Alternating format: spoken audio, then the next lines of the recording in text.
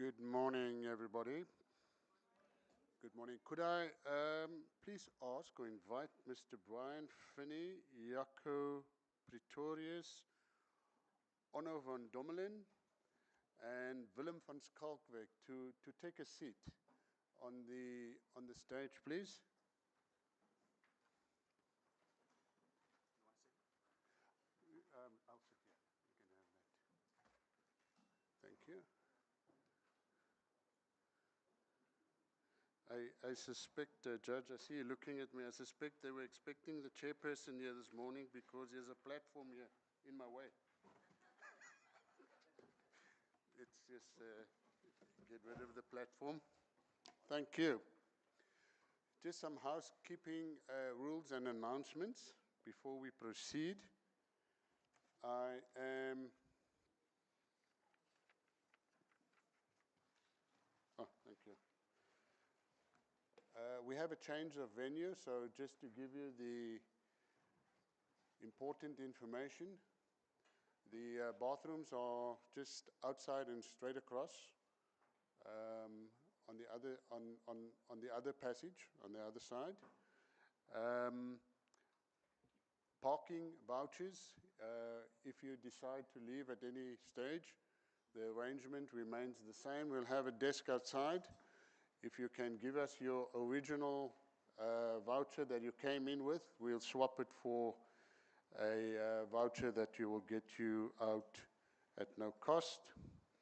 Then lunch, when that arrives, will be to my right, 1.6. I think we're at 1.4 now, so it will be to my right at room 1.6. And then there may be some of you that we had collected at the airport and arranged shuttles. If you are departing today, can you also just make contact with the reception desk outside to ensure that we assist you to get to the airport on time and safely. Thank you. And having made that announcement, it is now time 9:30, as per the program, for us to start. There are seats, if you could maybe just assist some of our delegates at the back. If there's an empty seat next to you, like they would say in church, please raise your hand so that they can get some indication where to go to. Thank you. There's lots of chairs here inside as well, in front. There's a very famous song, and I think I'm speaking to the right crowd here. In 1972, and I'm sure you'll show some appreciation, Harold Melvin and the Blue Notes released the original version of a song called "If You Don't Know Me By Now, You Will Never, Never Know Me." No, it's too soon. Too soon. So, and the reason why I'm saying that, my name is Granville Abrahams. I'm the General Manager for Electoral Operations. I've been here so long, it's almost time for me to go. So that's why I said, if you don't know me by now, you will never, never know. It is my honor and my privilege to continue where we left off yesterday, to provide an opportunity for the exhibitors to present on stage their product and their history, and also just to align. You know, we've actually had a very nice routing and in terms of getting here to day 3. In day 1, we did the policy discussion document, and we shared our research with you, and we engaged and we rebutted. On day 2, we got a little bit more practical. We asked our sister EMBs from Estonia, Namibia, as well as the Democratic Republic of Congo, to share with us the application of electronic voting in their countries. Yesterday as well, mindful of the fact that anything electronic requires infrastructure. So besides electricity, there's also other infrastructure required, and more specifically in the telecoms arena. So we had the privilege of the CSIR and the Association of Communications and Technology sharing with us what the landscape is there. And most importantly, you know, a lot of people would normally ask, when are you going to do this? When are we getting there? It's a process. First of all, it's a policy decision, and then it's a process. So we also had the important role players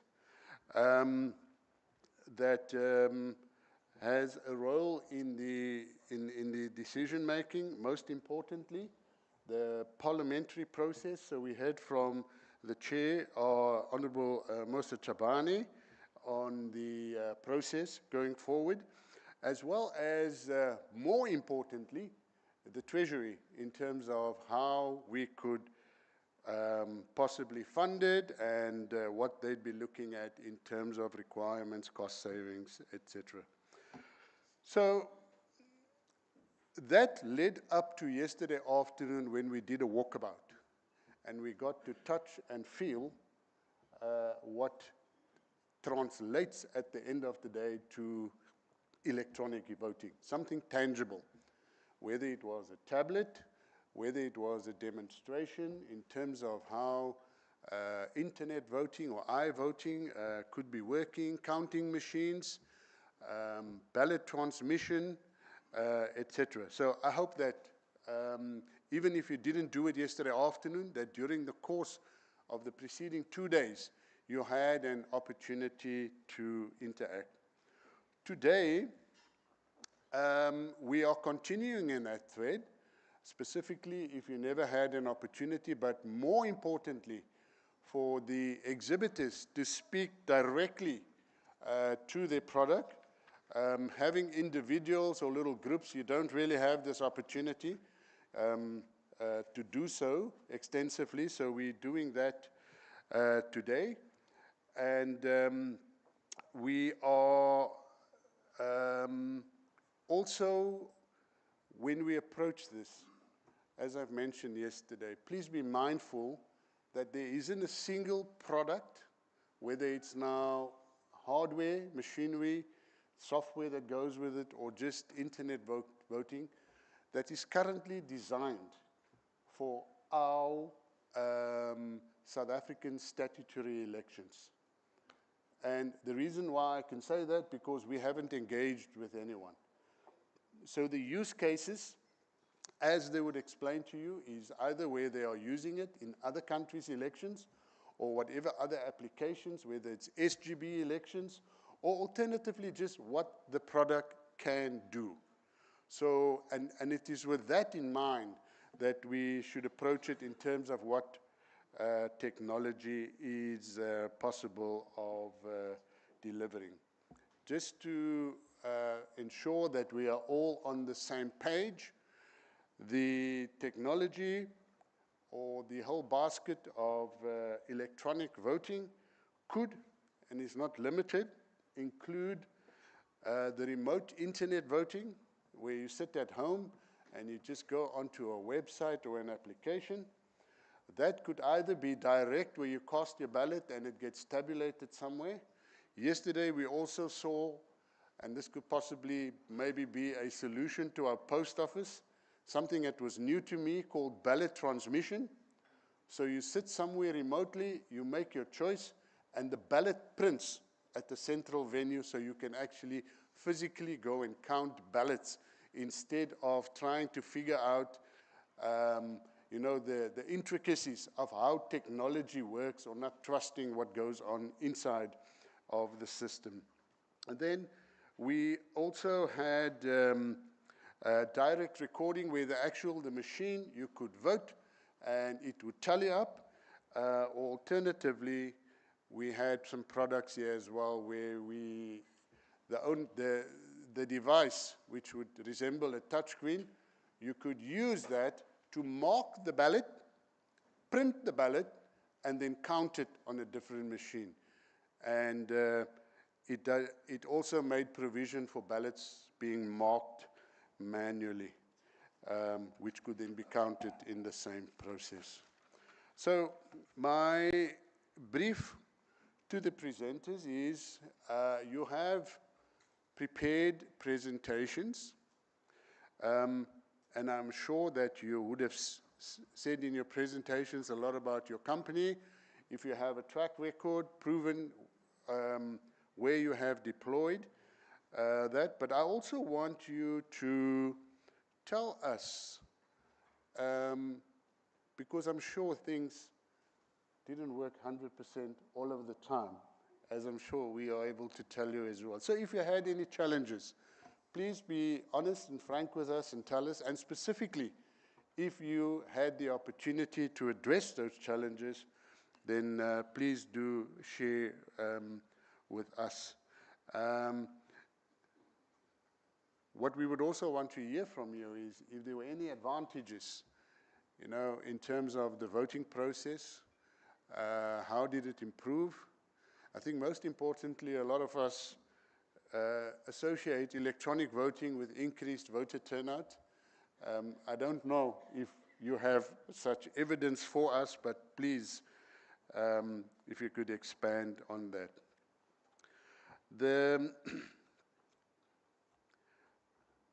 I'm now going to call up, in terms of our program, can I just check with you, has everybody set up with a technical department in terms of flighting your presentations? All done, thank you. I'm going to first of all call on Democracy Live,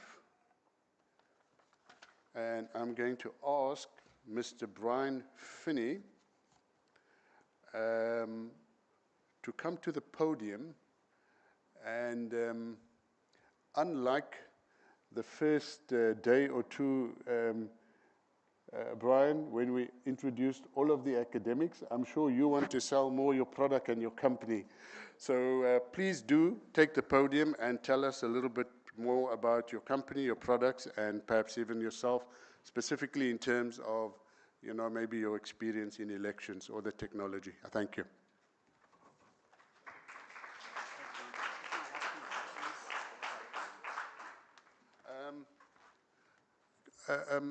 Delegates, we yesterday had an opportunity for interaction.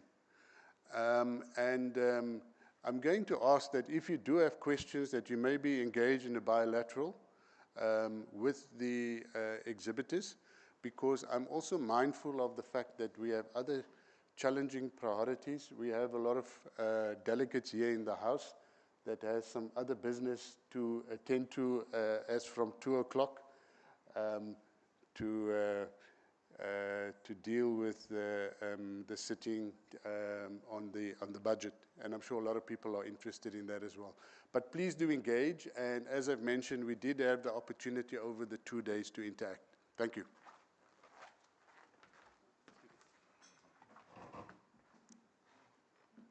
Well, good morning, everybody. My name is Brian Finney. I'm the president and CEO of Democracy Live, and I want to first thank the entire IAC organization for inviting us down here. This has been an extraordinary event. The importance, the gravity of the discussions going on the last few days to collaborate on how to move democracy forward and how to modernize democracy in South Africa. There is no more important initiative and ambition than what you've been working on the last few days. This organization has put together an extraordinary conference. I've been going to conferences for 25 years for elections, and this may be the most organized, most supportive conference I've ever attended. So great congratulations to IAC. Thank you. Joining me today is a terrific partner from HP, Karine, back there in the audience. She's fellow Blue today, and On the screen here, what you'll see are 3 companies, 2 of which are in the top 50 companies in the world. Not Democracy Live. Amazon and HP are companies that have invested heavily in the security and technology space, in which we are collaborating with to make sure that the technology is the most secure, accessible, proven technology in the history of elections. The reason why we partner with both Amazon, AWS, and HP is to ensure that that South Africa, when the time comes, you have a partnership, a collaboration, a best of breed. HP and Amazon in one day will invest in research and technology and security more funding in one day than all the elections providers, including Democracy Live, combined in gross revenues, right? So you're going to make sure that you have a system that is for South Africa, secure for South African voters. And today what we're going to describe is our background at Democracy Live. We're going to show you what we've been deploying and who we are, and been able to be honored to support voters all around the world. Democracy Live started 17 years ago, and we have been providing accessible, secure balloting technologies to voters all around the world, every continent, 140 countries. Voters have been able to access Democracy Live technologies. One of the important conversations that you've been having the last couple of days is e-voting. It's the name of your conference, right? The e-voting conference. The definition of what e-voting is very important, right? What do you mean by e-voting?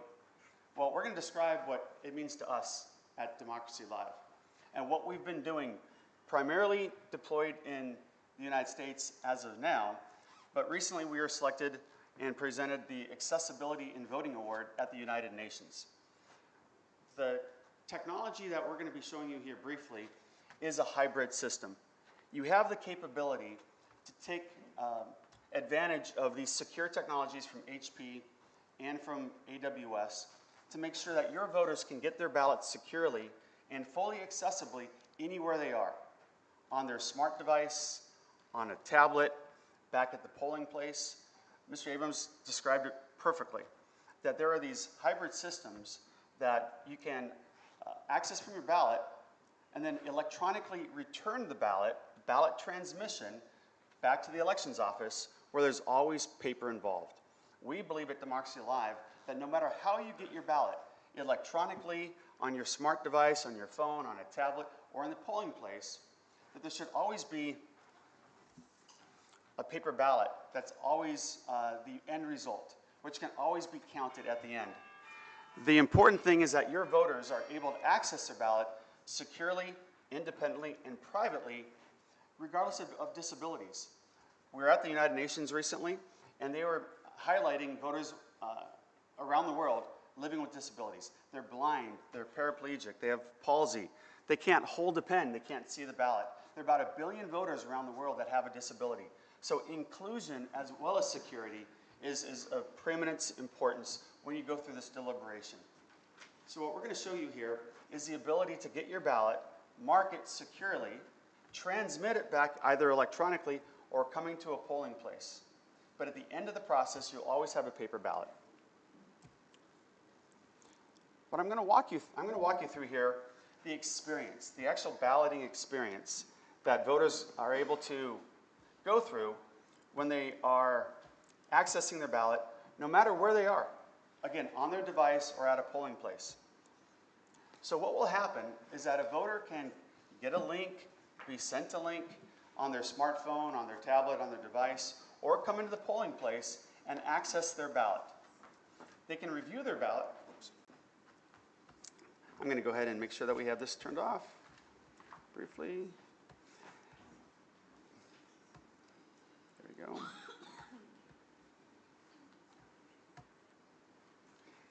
And when the ballot shows up on your phone, right, or at the polling place, again, options are really, really important to make sure that you have as much inclusion as possible for voters to access their ballot no matter where or how they want to be able to access their ballot. Some voters are going to be comfortable going into a polling place and marking their ballot on a device. We partner again with HP. HP has tens of millions of devices being deployed around the world securely with full accessibility. So it could be the device at the polling place. You come in, you sign in just like you do today, and then you're able to go up to the device, in this case it's HP, mark your ballot, review it. If you are blind, you can put on headphones. It'll read out to you, right, what is the ballot says in whatever language is required in South Africa. The voter's able to go through the process here, marking their ballot, again, either on a tablet, on a device, review it, and then at the end of the process, the voter can always go back and make sure that that's how they wanted to vote. If everything looks good on the device or at the tablet in the polling place, they'll go through the process here, and what you'll see is the ability to review your ballot, how you select it, and then it'll offer you the chance to print your ballot. So again, there's always a ballot that's going to be printed, and from that, once you mark the ballot securely, privately, and independently, just like today, you take that ballot, then you mark it, and then you submit it, and you put it into a drop box or in a ballot box. And then that process from there, at the end of the day, you know, your elections workers, God bless, they're tired, they've been working 12 hours, and now they have to count manually. But with this process, they're able to still have the paper ballot, but if you want, instead of manually counting, those ballots can come out of the ballot box and be scanned through a scanner, a high-speed scanner, and that will generate the results. Again, you always have the paper, though, to go back and do a physical recount if you needed to. So it's this hybrid concept of the benefits and the security and the accessibility of electronic balloting, while at the same time having the paper ballot, which you can either do the manual recount, or you can have a manual count, or an automated count. That's totally up to you. What we believe in is options. And as Mr. Abrams said, the system is going to be customized and tailored, working with Amazon, AWS, and HP to make sure that you all have the system that makes the most sense for South Africa. Again, backing up a little bit, what we've discussed here is the ability to get your ballot on any device. You can electronically transmit that ballot back to the elections office to be able to have a paper ballot, even though you've got your ballot on your phone. We're doing that all around the world. And what we've really started with, one of the questions is, you know, what were some of the struggles and the challenges? You know, how do you get the whatever country or whatever voting population, whatever legislature you have to deal with, how do you get them to kind of move forward? Well, how we started was the understanding that all voters have a right to a private and independent ballot. And so what we ended up doing was starting with the principle that the voters with disabilities, voters that are living abroad, voters that are traveling around the world should be able to still participate in the democratic process, regardless of disabilities or geography. So if you start with that concept of making sure that all voters have access to their ballot, that's how you start politically to be able to get the support. And then once you've done that, you're able to walk through the process to ensure that the integrity of the security is probably first and foremost, to make sure that you have, we happen to partner with AWS. They've been selected by most of the nations around the world to have secure documents transmitted. So what we're talking about is not internet voting, not online voting. It really is more like document transmission. You're just transmitting a document to and then from the voter, at which point you end up with a paper ballot. I want to just pause for a second one more time as I wrap up and say this has just been such an extraordinary event. I know it's a long process. Everything we've discussed here today, there may be some tweaks in the law, but given the fact that you still have the paper ballot and you're still marking the ballot, right, on the screen, you know, it could mitigate some of the laws that have to get passed. So we're here with Democracy Live and HP, We continue to look forward to the conversation moving forward. And again, I want to thank you so much. This has been an amazing, amazing conference. Mr. Abrams, thank you so much.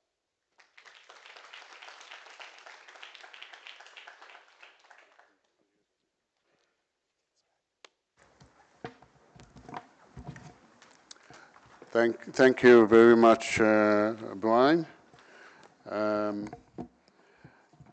I am now going to call on Mr. Jaco Pretorius. I may have mentioned it yesterday, but for those who weren't here, is that to ensure that we have practical participation. I think someone mentioned the issue of voter education, but when it comes to electronic voting, I don't know what better way there is to educate the masses by getting them also to touch and feel and experience. Our next exhibitor, Mr. Jaco Pretorius, and I hope I'm getting this right. When I was at your stand, you were telling me how you were deploying this in SGB elections.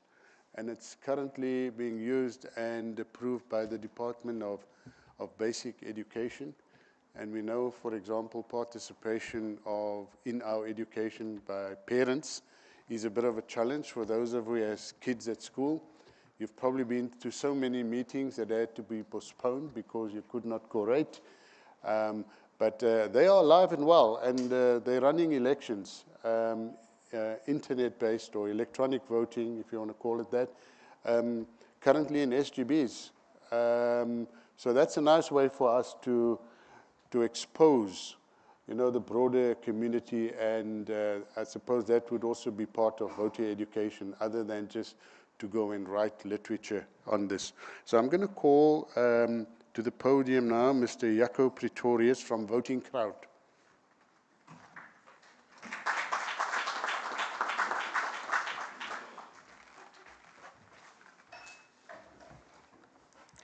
Ladies and gentlemen, thank you for this opportunity to present Voting Crowd to you. My name is Jaco Pretorius, and I'm the founder of Voting Crowd. Now, Voting Crowd is an online election system. We're not making use of any hardware. It's only cloud-based, it's only software, and it's a simple process to quickly conduct elections. We started in 2018 when a local school, and if I can say it like this, in the Republic of Mossel Bay, requested us to develop a tool to do or to actually count elections for normal RCL elections. So what happened was they invited us, we had a look at the solution, and then we've decided to take it to the cloud. So the system was developed. Obviously, we had our challenges. As it was mentioned just now, we are working with parents, and parents are very difficult to work with. So initially, at the end of September 2018, we conducted the first RCL elections. That's where we started with. And and 1,200 learners in 3.5 hours did participated in 5 elections. 3.5 hours. Now, would you agree with me that 3.5 hours, 1,200 learners, that's quite good? You agree with me? That's impressive. Well, I wouldn't say so. It's good, but it wasn't great. Why? Why 3.5 hours? We looked at the process and we realized that we could actually make this process easier, because at that stage, they had to go through a computer lab, they had to log in by means of a username and password. That took a lot of time. So what we decided to do, and especially when we started with SGB elections, governing body elections, is to simplify the process and enable the system to send out specialized links by means of SMS messages or emails, and where the user will then be able to just click on the link, and the link is associated with that person through his ID number and cell phone without any logins, and then they could just participate. Now, we didn't know that COVID was coming, but with the 2021 SGB election season, we were ready to use Voting Crowd for that season. In the past, let's say pre-2021, the process was paper-based and the voter turnout was quite low. With an HGB election, you require a quorum, and that was usually a problem. With voting crowd in 2020-21, the turnout was much higher than before, and quorums even reached percentages like 30%, 35%. In certain cases, over 50%. And between the schools, it started to become a competition, and because it's a new technology, parents enjoyed the solution. Now, voting crowd is as I mentioned, a simple platform. We have a very complicated administration system that we use, but what the end users see is a simplified electronic ballot, and then the electoral officer will see a dashboard. Now, with our 7 years of experience that we gained from parents and through the whole process, we continuously enhance the system to make it better and obviously to make it as simple as possible. This became the new normal, not the mask from COVID, as we understood it at that time, but voting crowd has become the new normal at various schools right through South Africa. Now, since then, believe it or not, just to keep in mind, voting crowd is a seasonal product. It's not something that, not a system that is used every month during the year.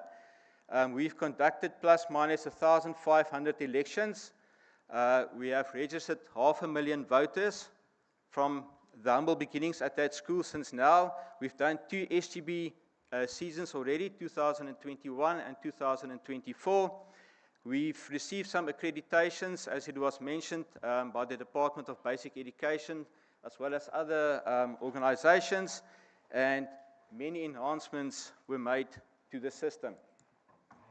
Now, just to show you, I don't have a live ballot that I can show you, but this is an example of the electronic ballot. Voting crowd can also be used to do polls as we add certain requirements. And then I'm going to show you just a screenshot of the dashboard. Now, this dashboard could be seen at our stall during the last 3 days. On Wednesday, when the Minister of Home Affairs was at the stall, we could show him a live dashboard from a local Western Cape school, Paul Roos, that was participating in an election. And to our surprise, he mentioned that he was a learner from that school. Okay, so why should us be used in a potential national election or online election solution in future? Are we ready for national elections? No, we're not. The system is not ready, but we are ready. As was mentioned, the system was used at schools for RCL elections, for SGB elections. So our youth in South Africa, from the Western Cape to Limpopo province, are using the system at this stage. So the system is gaining trust from potential voters in future. As I mentioned, we are accredited by certain organizations. We also provide a service. We don't provide you with a tool, we provide you with a service. So during the election, as electoral officers are monitoring the elections through dashboards, we do the same. We have certain tools in place. Let's say a parent made a mistake, we can go and we can withdraw that vote, and the parent can vote again. Obviously, the solution will not be used for national elections. It will work a little bit different. Yes, as I mentioned, we have do real-time support, and we continuously customize and enhance the system as we go on. I can remember in 2021, we had one school from from Northwest. That's right, it was from the Northwest province, and they had a problem with the SMS being sent out, and they asked us if we could change the format. And yes, we did it. During the election, we made some changes, and one evening we updated the server, and the changes were made. Our 5 cents to a potential online system in future. This is going to be a team effort. We had some discussions with the other stakeholders yesterday, especially the CSIR, and we talked about cybersecurity as an example. This will definitely be a team effort where one institution will be responsible, let's say, for the hosting of the system, doing scaling, and perhaps another institution looking at the cybersecurity, and in our case, we will deliver then the voting solution. We believe, and that's our personal opinion, that special machines and paper should not be used. If you remember the minister's discussion on Wednesday morning, he said that it's not just about using new technology. It has to be a digital transformation, and obviously also a digital transformation in our minds. If you go to McDonald's these days, what do you see?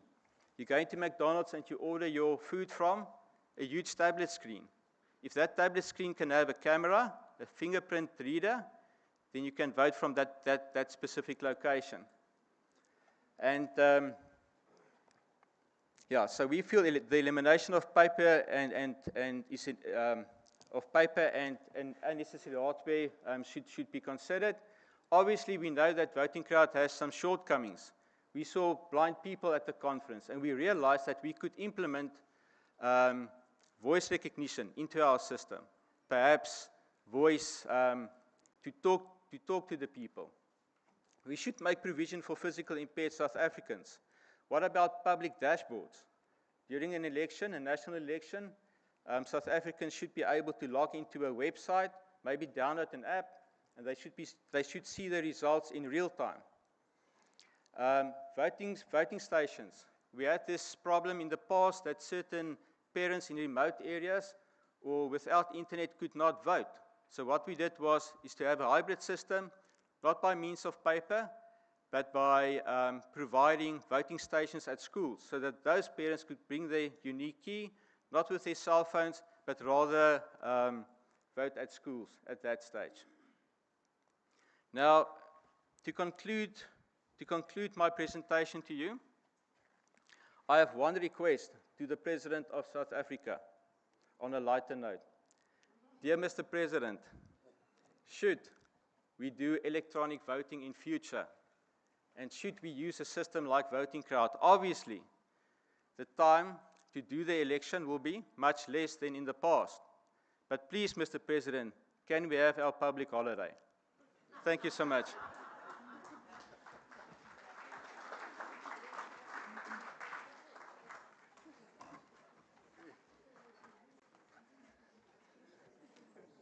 Jaco, you had me on tenterhooks here at one stage. I didn't know what you were going to say, but I have to concur. I align myself with you.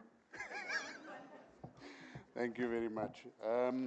I am now going to call on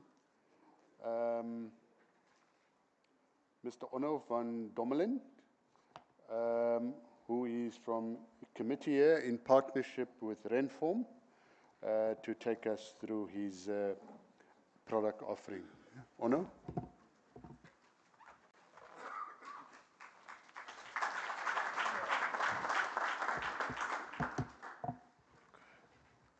Thank you. Presentation is already there. Okay, thank you. Thank you very much for coming. Thank you, IAC, for inviting us. I think Brian said it all. There's not much to add. The conference has been exceptional so far. And it's great to be here. So, sorry, can you just step one step back? Thank you. Okay, so allow me to introduce our company, Comitia. So Comitia exists for nearly 30 years, and we've providing electoral solutions since then. Comitia is only focused and solely focused to providing electoral solutions and creating innovative technology for elections. Okay.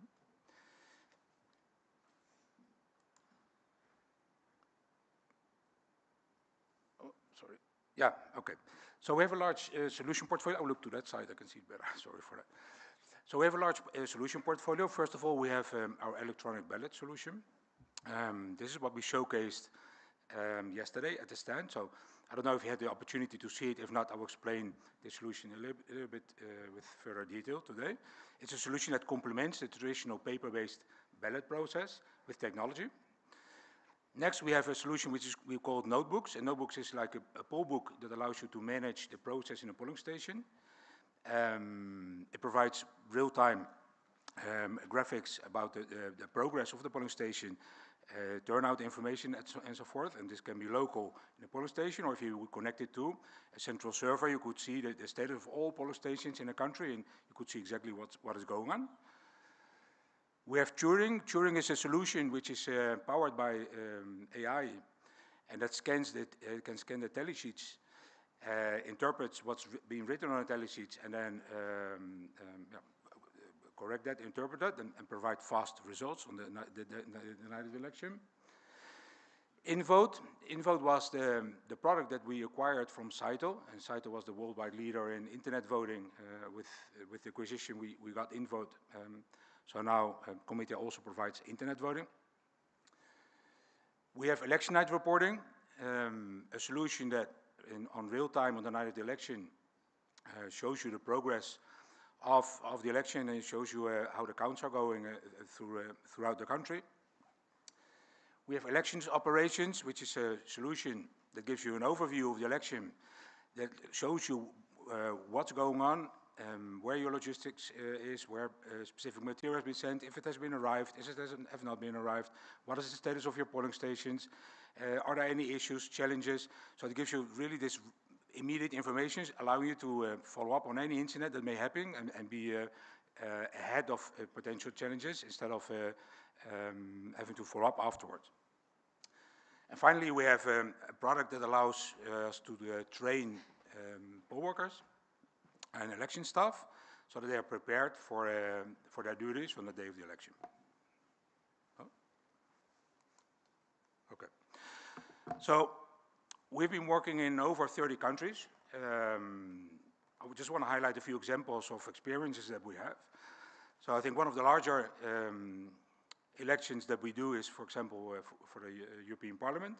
So every 5 years there's an election in Europe for the European Parliament, and voters from all 27 member states in Europe can vote for the election.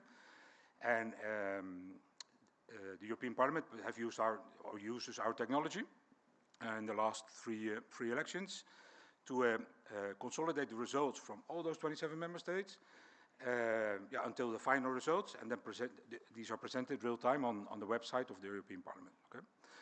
We do something similar in the US. The US presidential elections, but also the midterm elections. We've done a number of elections, I can't even remember until when. They also use our solutions to present the results of the election on the website. And on top of that, we train many thousands of poll workers in the US as well. We have Paraguay. They use our electronic ballot solution that you will see in a second. We have Argentina. They've done many elections with the electronic ballot solution. We have the United Arab Emirates for 4 national elections, consecutive national elections. They've been using our internet voting product. And finally, Honduras, amongst other things, they also use the Turing application I spoke about to process their tally sheets and get results in a few hours after the election. Okay, challenges on elections, and I think I will not go into too much detail on this because these were the topics that have been discussed in the last 2 days. I think those discussions were really interesting and really highlight what's going on now and what the technology and what the solutions should have in mind and what should they address. So just, I will very briefly highlight. So we've seen a conversation about trust and confidence, and obviously it's key that any solution that is used for any election should maintain trust and confidence, and if possible, where possible, even increase it. Security, any solution that is being used must have utmost security. Transparency, obviously everyone wants to know what the solution does and should follow the election from the beginning to the end. Inclusiveness and accessibility, everyone should be able to vote, regardless of potential disabilities, regardless if they are displaced, regardless if they live in other areas. Digital divide, some voters may have access to technology and others may not. Some may be very skilled, some may be less skilled. So these are all things that need to be addressed as well in our solutions. And finally, efficiency and accuracy. We're not modernizing elections only to see that we will be less efficient. As a matter of fact, we want more accuracy in the overall process, and we want the processes to be fast. So, electronic ballot box. As I said, this is a verifiable, transparent, and a secure solution. It's very innovative because it complements, as I said, the traditional paper-based process. It doesn't have the intention to replace it. It has been designed to actually take that traditional paper-based ballot process and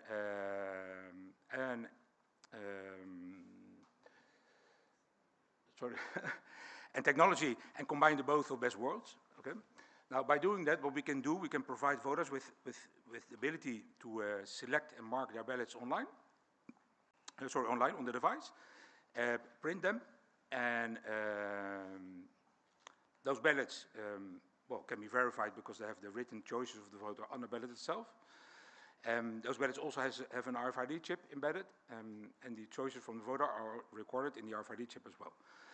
So if the voter doesn't trust that RFID chip, they can use a device to actually verify that what has been printed on the ballot corresponds to what has been recorded in that chip. Okay? So that makes the process very transparent to the voter.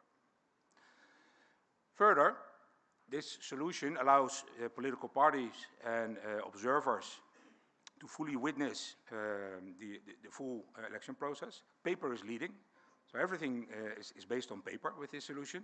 The solution itself is just a tool, assistant, to facilitate the overall voting process. So during the count, the ballot by ballot, everyone who's witnessing the election can actually, first of all, see that each individual ballot is read correctly. And on top of that, those persons who are witnessing the count can also follow the tabulation ballot by ballot, and they can see how the tabulation progresses. For example, if a specific candidate has been given a vote, they will see in the tabulation progress that this candidate will get vote +1. Okay? So it's a very transparent process, and it's also a very fast process because we use the RFID chips, so there's no need to use any calculators to get the results. And this is a lot faster than what you would do typically with any traditional hand count. Okay? So yesterday we ran a demo. Those who were there could have seen actually that we were counting 3 elections at the same time, and very, very fast. Accurate election results. Since the choices from the voters are recorded inside the RFID chip, which we will use for the counting, for the tabulation, there's 0 to none room for misinterpretation of what has been written on the ballot. So the ballots are not marked manually, but they're marked by device, so this increases the accuracy of the election. And finally, voter privacy is guaranteed because this machine doesn't know who he has in front of him. There's no link between any voter and the vote that the voter casts. Okay. So, step by step, I already explained this, so I'll go very quickly. So first, once the voter has been authenticated, they will be provided a blank ballot, a paper ballot. The ballot gets inserted into the device. Next, the voter marks their choices. Once the voter is done, the ballot gets printed, and you still have a paper ballot, a physical paper ballot, that has this embedded RFID chip. If the voter doesn't trust what has been recorded on the chip, he can go to any of the devices in the polling station, preferably another device that he used to cast his vote, just to make sure that that machine doesn't cheat on him. And there the voter can verify their ballot. It's a very straightforward process. You hold the ballot near the machine, and the machine will display the voting options that got recorded inside the RFID chip, which the voter can then compare to what has been printed on the ballot. And finally, when the voter is satisfied, he folds his ballot and just put it in a traditional ballot box. Okay? Then, at the end of the day, when the polls close, we take the ballot box. It it has paper ballots. We shuffle it to break any correlation between voter and their vote. We take out all those ballots, and then one by one we hold them near one of those devices that have been changed into tabulation mode, and we count them one by one. Okay? As I said, in front of the observers. The observers can follow the full process. They can observe and read and see that the ballots have been read and properly, that the RFID chips correspond to what has been printed on the ballots, and that the tabulation is fully correct and accurate. Okay. Finally, after a count, we can transmit the results to a central location, either from this device or any other of the devices, in case there would be no connectivity in that particular polling station. Okay, some of the important features, trust and verifiability. I think it's important to know that the solution is not a black box. As I said, the paper is leading with this solution. Everything is paper-based, as you have today. The machine doesn't store any votes. It doesn't even have a hard drive. So the technology is stored inside the ballot itself, inside the RFID chip. We've spoken about the verification done by both voters and also auditors. So we have end-to-end verifiability, which is an important feature of the system. The system has been independently audited and can be audited for future elections if there would be a need. Security, as I said, we combine paper with RFID. That ensures security. Furthermore, these devices are not connected to any internet connection or to any other device, so yeah, they cannot be hacked from remote. So no, and even if they would, so if someone would try to tamper and open the machines, which is quite difficult, since, as I explained, the process is based on that the paper is leading, and there's a lot of verification by voters and auditors, any attempt to hacking would immediately be notified. Okay, so security has been addressed. Transparency and integrity, I spoke about this. Inclusivity and accessibility, obviously voters with disabilities, the system has been designed to allow these voters to vote. And I will go to the next slide. Okay, so brief summary. Ballot box, electronic ballot, a proven and trusted solution. So it hasn't been used only in one country, but in multiple. For example, as I said, Argentina, Paraguay, Costa Rica, Honduras, Ecuador. These are all countries that have used this electronic ballot box. It increases voter confidence, and I think this is a very important point. I want to just say something more about this. Voters today understand the current process. They understand their paper ballot. They understand what they need to do during the election. They understand that how the privacy of the vote works. They understand that the secrecy of the vote works because they can fold the ballot and put it inside the ballot box. And all these are very important aspects for the voter and the experience that the voter has on the day of the election. So why should you change this? Okay, and that's basically the important core of the system and of the design of electronic ballot. As I explained, we complement this process, but we do not replace it. Transparency and auditability, very important. Inclusive, accessible, voter-friendly, faster results. As I explained yesterday, we did a demo. We counted 3 elections. I think we had a couple of, 150 ballots or so, and we were done in 10 minutes. Okay, so this is obviously a demo, and there weren't any auditors, but there were visitors from the conference. But the process is quite fast. Simplified logistics. We do not need to send very specific material all over the country. As you know, for certain elections, certain polling stations need specific ballots, and then other polling stations need other ballots. No, this is not necessary here. You can just send the same equipment and the same ballots to all different locations. And finally, implementing a solution like this is like sustainable modernization of your electoral process, because it's just a small step. It adds on to what already exists. So you do not have to go through a large and big change process. It's very easily to explain to voters and stakeholders, and everyone will understand the solution, both the voting process itself as well as the tabulation and getting results. Okay, next.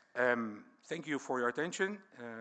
Again, thank you, IAC, for inviting us here. I think the conference is great. We are open to any questions after the sessions. And yeah, anything you would like to know or any material you would need, we will be happy to provide you. You can contact me, or you can contact Mr. Angus, who's sitting over there. Maybe you can raise your hand, Angus. Angus is from the company Rentform, who represents us here in South Africa. Okay, thank you.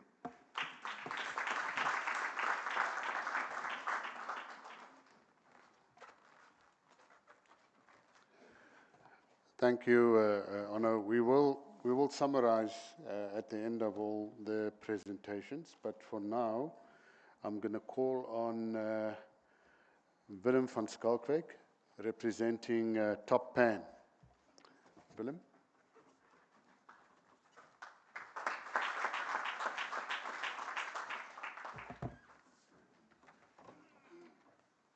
Good morning, ladies and gentlemen. A sincere thanks to the IEC South Africa for allowing us this opportunity to introduce our company and the offerings that we have on display. And yes, agreeing with all the other speakers, this event is really, really well organized. And I think we could give a big hand to the IEC. I've also been to many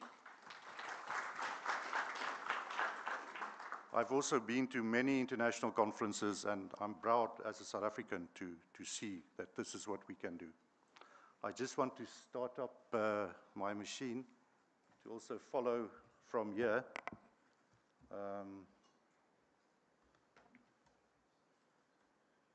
Sorry, one second.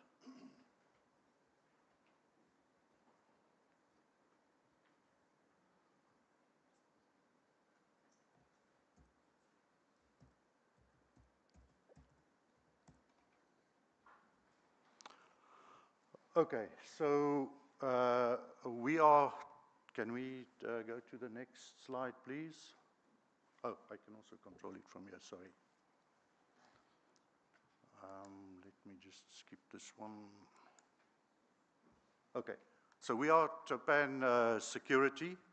We are part of a huge Japanese company, Topan, based in Tokyo, in Japan. And we are the international secure identity management and payment technology and solution provider within the global giant Topan.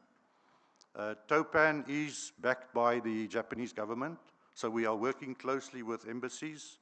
There are various organizations that provide grants, that provides funding, so we are working closely with those organizations to look at strategic projects in countries to be able to see how we can enable funding for those type of projects. We have more than 800 customers globally. In our company, there are more than 35 nationalities that work in the group, and we have customers in 100 countries. We have recently done a huge acquisition, also within the identity management space, which has doubled our footprint in terms of projects globally.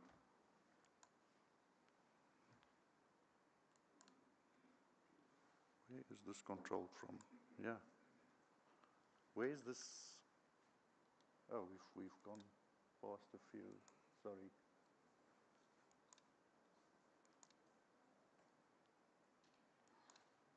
Sorry about that. So just some information on Topan. Topan was founded in 1900. We are a $14 billion company. There are more than 54,000 employees in the group. There are more than 250 companies in the group in 50 locations globally. And a very important part of the company is the research and development investment that we do annually. And that totals to more than 190 million. So we not only develop our own technologies, but we also keep abreast with developing technologies.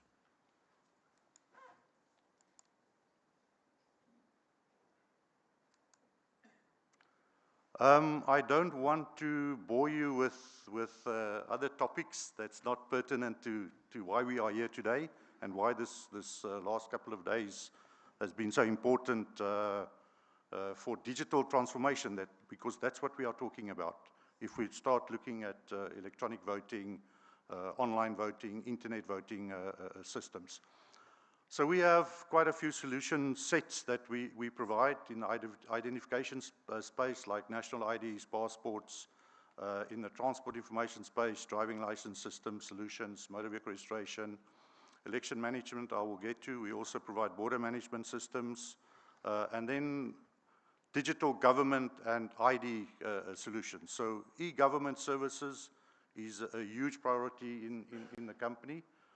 And we're spending a lot of effort to enable those services. Just going back to election management, so I've been involved in election management for probably 30 years. I don't want to give away my age, but yeah, so in terms of experience, we have a lot of experience when it comes to election management. We have had a big focus on voter registration, voter verification, results management, and political party and registration and candidate management are services that we've added recently to our portfolio.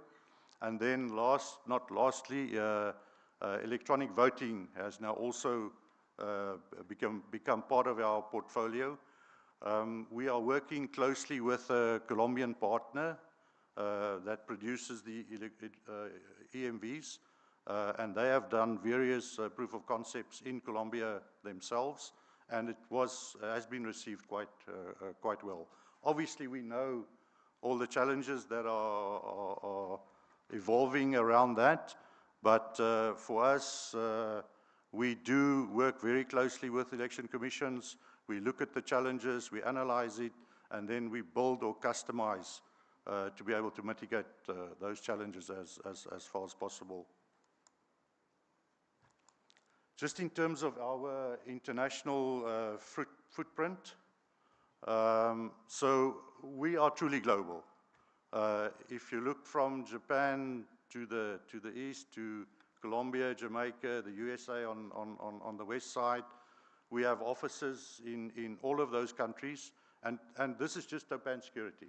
I'm not even talking about the global group, the Topan group. I am part of the office in South Africa. It was an acquisition that was made by Topan about 4 years back. So all our solutions in terms of what we have developed, according to those solution sets that I've shown, are done from the South African office. So we have a software development team, we have a system integration team, and out of that office, we're mainly focusing on Africa, but we also serve other countries from the South African office. Just in terms of secure ID documents, we have factories in quite a few places in the world where we manufacture our own ID and passport products. So again, truly end-to-end. We manufacture the documents, we do the solutions, the software capabilities that we have, the system integration, and also the deployment capabilities that we have. We are recognized internationally. All the international ISO certifications that goes with the products that we develop. And I've not said much on the payment side, but we also have payment solutions within the Topan Security company that we offer. Payment in terms of authentication and also cards. And we have deployed or have projects on that in more than 100 countries. National ID products or projects we've done in more than 20 countries. Sorry, I forgot to change. So this is the slide that I just discussed. I'm out of sync between what I'm doing here and that's on the board. Then let's get to the area that everybody's interested in. So like I said, I've been in this election space for more than 30 years. So for sure, we are striving to deliver trusted solutions within the electoral cycle. I'll explain or get to the electoral cycle side and how we approach in terms of the services that we offer. So obviously, efficiency is what that needs to be looked at the end of the day. Why are we going digital? We really want our systems to be more efficient, trusted, and obviously transparent, secure, and reliable to strengthen democracy. So the election cycle that I'm talking about, obviously the pillars of voting, it's the mandate, the constitution, and legislation. And then obviously the supporting systems that enables that electoral cycle to operate efficiently and smoothly. So our approach is we look at the pre-electoral, the electoral, and the post-electoral phases of an election.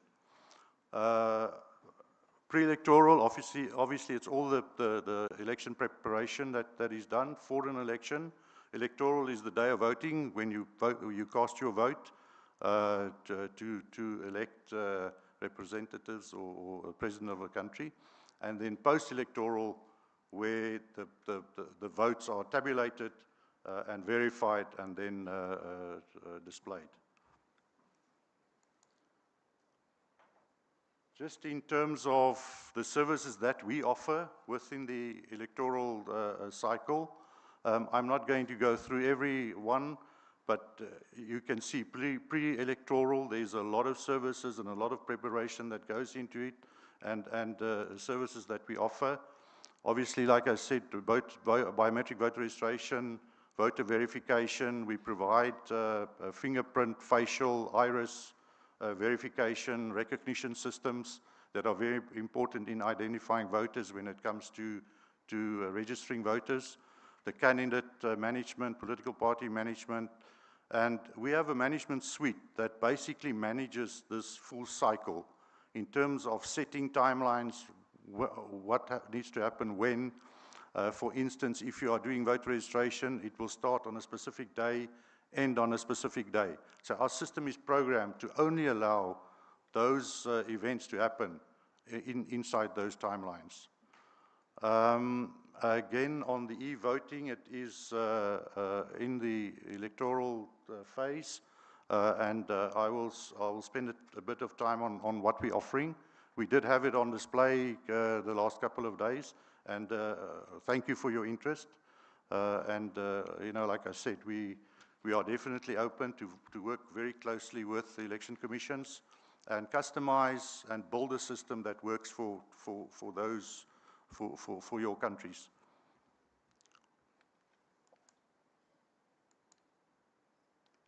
Just coming to the state-of-art technologies, I'm also not going to spend too much time on what's not relevant at the moment, but I just want you also to see our capabilities. So voter registration, biometric voter registration has been a big part of the solutions that we have implemented. Obviously moving away from manual systems and digitizing the voter register. We did have this unit on display in terms of what we offer for that. Then getting to the electronic voting machine that we had on offer. It is a really simple and robust design. It's really built for efficiency. It's very easy to use. It's totally offline, although we have the capability to enable Wi-Fi or 3G or 5G connectivity, but in a very controlled environment. Tabulation is immediately. Once you've casted your votes, the tabulation is immediately. All data in the device is encrypted, so we use top-end encryption techniques and systems to enable that. It does have a 24-hour battery backup, and the cost of our machine is really competitive. We also do have a voter verifiable paper trail, so if you cast your vote, there is a printout that shows who you voted for, and you can drop that in a ballot box. Again, there is no connection between the voter and the machine, so there's no identification of information where the voter can be linked to the votes that were casted. There is a full audit on the polling officials because there are certain actions that the polling officials will conduct to open the machine on the day of voting and then also close the machine on the end of the day of voting. When the machine is opened, there's also a zero printout of showing that there are no votes casted on this machine. So that is also an audit, a physical audit that is visible. And when the machine is closed, there's also immediate printout in terms of the number of votes that were casted for the different parties. And then on the voter verification and results uploading, so we use the same tablet that we use for voter registration. So it's a multifunctional device that we use for voter verification at the day of voting. So before you go to the ballot paper, you will be verified to check that you are on the voter register. We use biometrics to be able to ensure that we know that this is the voter that's in front of us that's been registered.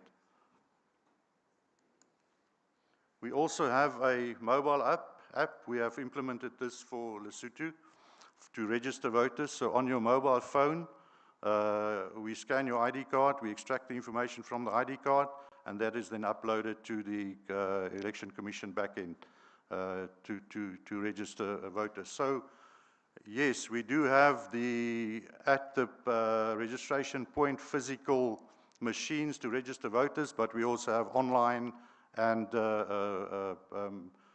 mobile applications where voters can be registered. Again, just depending on the Election Commission's requirements.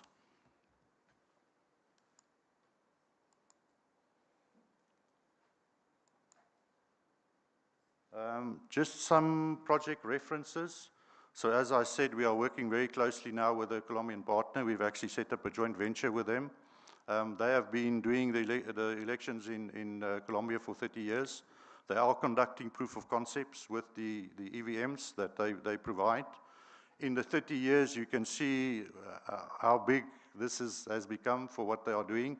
So we're also very, very close to having such a good partner. And we'll be expanding their solutions where we lack in areas where we are present, and they will be looking in Latin America to expand what we have to offer. Namibia has been one of our flagship projects. We have been involved in the presidential elections, National Assembly elections last year. They contracted us to register the voters electronically, do the voter verification on the day of voting, and also the party registration, candidate management, and also real-time uploading of results. Mozambique, a few years back, we also did the voter registration for Mozambique. Sierra Leone, we are on the preferred list of suppliers for the UNDP. This was a UNDP awarded project. We also registered their voters and provided voter kits for that. The Sierra Leone environment was quite challenging, especially logistics in terms of getting these kits to the right areas. We used UNDP helicopters, there were ferries that these kits were transported on, and then finally there were manpower that carried these kits across to the registration areas. Kenya, also a few years back, we delivered voter identification devices for the election, quite a number of devices. We also did the Swaziland voter registration. Again, there we provided mobile units, verification units, and also a fingerprint identification system to be able to verify voters. Just our track record. Again, just coming back to some of those key projects and where we have been, mainly in Africa, and then the connection that we have with the Colombian partner. So you can see we have done quite a few projects in Africa. We are always trying to expand our business and bring our state-of-the-art solutions to the region. I also have a short video, I think it is the next slide. So this is the machine on offer. We are always looking to modernize the machine. So these are the first versions, and we will be looking at modernizing the machine a bit. So the ballots are loaded electronically on the machine. I'm sorry, it is all in Spanish. You will open the machine to see the ballot. So that will be either through a smart card or a QR code. You will select the election that you are voting for, select your candidate, select another election, the candidate, and then you can confirm your vote. And the printout is given of who you voted for. You can have different receipts for the different elections to be able to have those ballots tally with the votes. I'm sorry, this process is quite quick. Should we run it a few more times? So that is how quick it is. I think that is all I can say. You can contact us. We are not far from the IEC offices in Centurion, based in the South Downs Office Park. Thank you very much. It's been a really great conference. Thank you.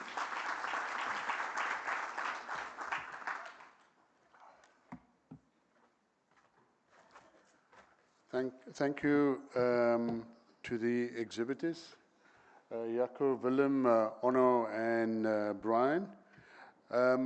We're going to break for tea now, and I'm going to make tea time a little bit longer. So instead of all of us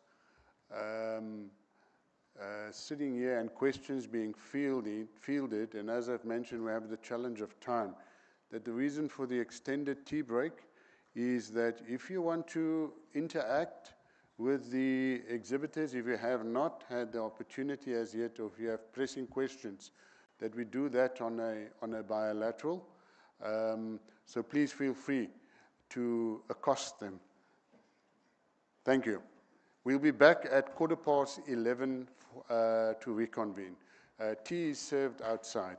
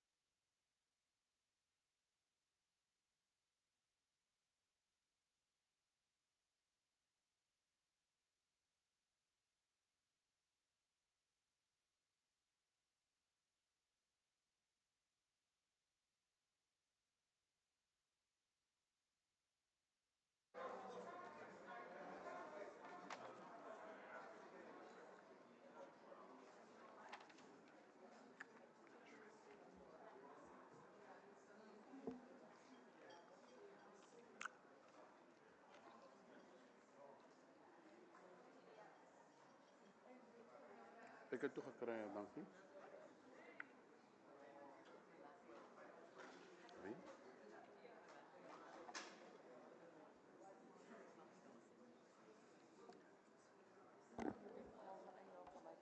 Ja, ek het al klaar vir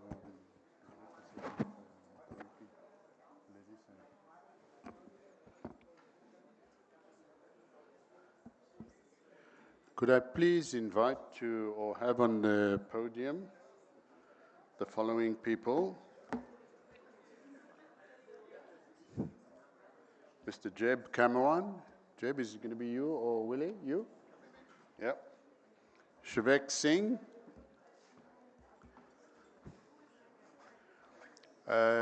Justin Lipschitz.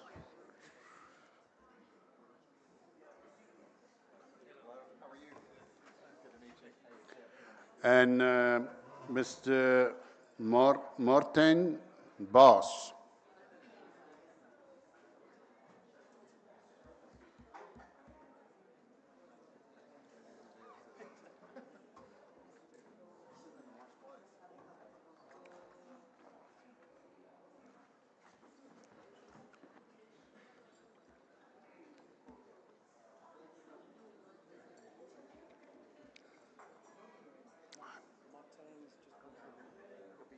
He'll be here now. Okay.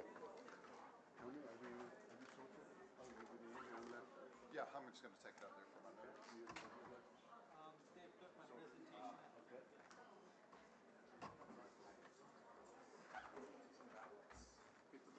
Okay.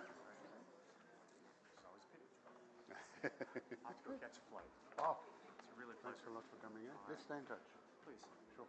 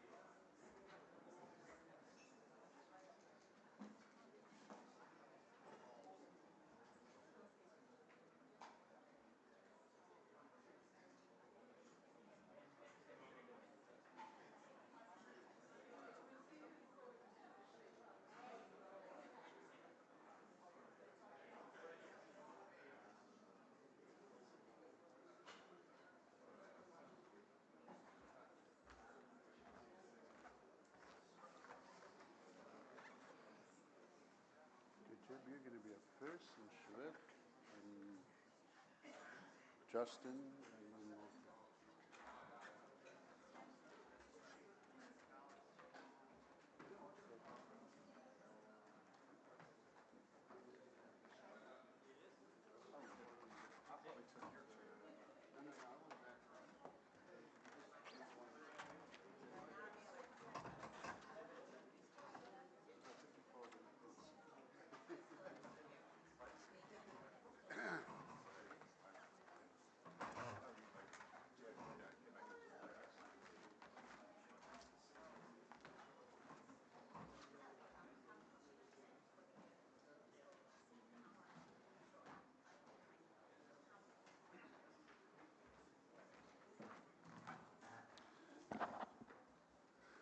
Thanks.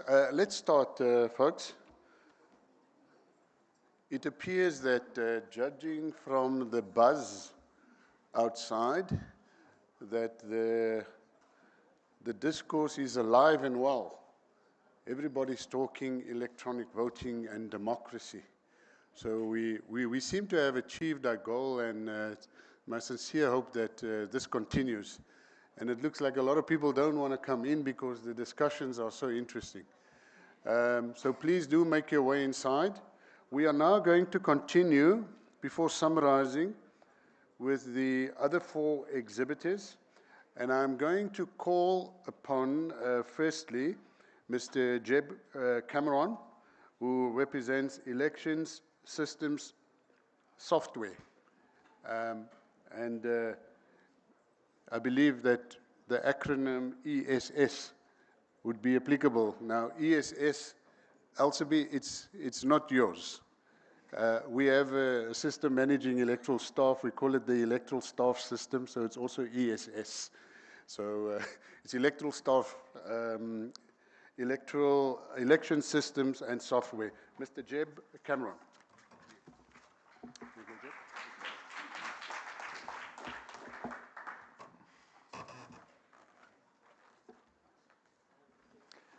Well, good morning. My name is Jeb Cameron. I serve as Senior Vice President of Government Affairs for Election Systems and Software. And first, let me say it's truly, truly a pleasure to be here with you all in beautiful Cape Town. And like other presenters did, I do want to thank the IAC for their hospitality and for all the work that they put into organizing this conference. It has been so well organized and so well run, and I am so well fed and so well entertained by all of the presentations and the seminars. So I do just want to extend that thank you for their hospitality.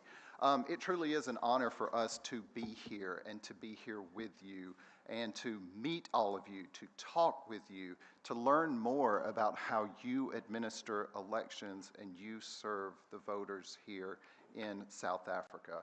And while we certainly may come from different parts of the world, it has become abundantly clear to me that we very much share a very similar mission, and that is, as it relates to voting, to conduct safe, secure, and accurate elections. I'm joined this week by our President and CEO, Mr. Tom Burt, and our Vice President of International Business Development, Mr. Will Wesley. And Will is in the room. Will, if you'll stand up and wave. Yeah, Mr. Will Wesley there. Like myself, Will actually served as a local elections administrator in the city of Detroit in the state of Michigan, and I served as a local election administrator in the city of Atlanta in the state of Georgia. And again, we are just thrilled to be here and really appreciate all of the attention and hospitality that you've provided us. ES&S is the largest elections-only company in the United States, and we have nearly 50 years of experience in elections. And I say elections only because truly elections is all that we do. Our nearly 500 employees come to work every day with the sole mission of providing the highest level of support possible to all of our customers who are on the front lines of administering elections every day. We offer end-to-end voting solutions, including voter registration, including check-in and verification, tabulation, and even ballot printing, and more. We develop and manufacture solutions that are purpose-built for elections, meaning when our customers invest in our solutions and in our products, they can expect to use them for 10, 15, 20, and even there are some customers who have used our solutions for upwards to 30 years now. In the U.S., we provide service to over 40 of our 50 states, including Washington, D.C., and additional U.S. territories like the U.S. Virgin Islands, Guam, and the Northern Mariana Islands. Internationally, we have a smaller footprint. We serve Canada, 200 municipalities in Canada, including Toronto. We serve the Republic of Palau, the British Virgin Islands, Anguilla, and the islands of Turks and Caicos. We also provide private election services for organizations such as labor unions, including the Teamsters. But most importantly, we continue to grow and to evolve to meet the unique needs of our clients, both domestically and abroad. A little bit about our footprint in the U.S. Domestically, we serve state and local election offices in the areas that you see here shaded in blue. Our customer base ranges from the smallest of rural municipal offices, some with less than 1,000 registered voters, to the very largest, including, like I mentioned, Washington, D.C., the city of Philadelphia, Miami-Dade County, and New York City, which alone is home to 5.1 million registered voters. We also support statewide implementations of our systems in states such as South Carolina, Arkansas, Nebraska, which is where we're based, and the state of Delaware, and most recently, the state of Connecticut. In our last national election, More than 50% of the votes cast on Election Day were cast on an ES&S system. Our systems are designed to meet the very unique needs of our customers. We know that there is no out-of-the-box solution, and there is no one-size-fits-all solution. Instead, we work to build systems and solutions that are flexible, that are configurable, and are scalable to meet the ever-changing needs of elections. We also very much understand the importance of voter trust and voter confidence. That's why all of our systems combine the best of technology with voter verifiable and auditable paper ballots. At the end of the day, our solutions produce a hard copy ballot that voters can touch, voters can put their eyes on, and voters can verify before casting. If there's ever a question about the accuracy of the vote, that paper provides the physical backup needed to audit and verify the system to ensure that it counted securely and that it counted accurately. At ES&S, our mission is simple. Our mission is to develop systems of exceptional quality that are easy to use and are secure. And in doing so, we know that we can elevate the voter experience and we can ensure and inspire confidence. We also recognize the importance of protecting the vote to ensure the health of democracy, and that is certainly not a responsibility that we take lightly. We take safety and security of our products very seriously. It's not just part of our product development and our design, it's part of our very culture. Nothing is more important to ES&S than protecting the sanctity of the ballot by supporting secure, accessible, and accurate elections. Our voting systems are deployed with multiple layers of security, including AES 256-bit encryption, multi-factor authentication, auditing and logging, and physical features such as unique keys and security seals. In 2018, we recruited for and we hired our Senior Vice President of Security, Mr. Chris Woloshyn. Chris serves as our Chief Information Security Officer, and today, within the U.S., we remain the only voting system manufacturer that has a CISO serving full-time on our staff and on our executive team. Chris has done a tremendous job of enhancing our security philosophy, and domestically, he maintains really strong relationships with our partners at the federal level and other levels, including the U.S. Department of Homeland Security, FBI, and other federal agencies to constantly develop and update the security of not just our company, but our products as well. So a little bit about our products. We brought with us this week, and hopefully most of you were able to see some of the most widely used ES&S systems out in the field today. One of those is, of course, our ExpressVote ballot marking device. The ExpressVote combines really the best of touchscreen technology with voter verifiable paper. After check-in and after verification, a voter receives a blank activation card. They insert that activation card into the ExpressVote, which actually initiates their voting session. Once their voting session starts, they can make selections on the screen. They can review those selections, and then they can print their ballot, put their eyes on it, hold it in their hand, verify it before taking it over to a precinct count tabulator to be tabulated.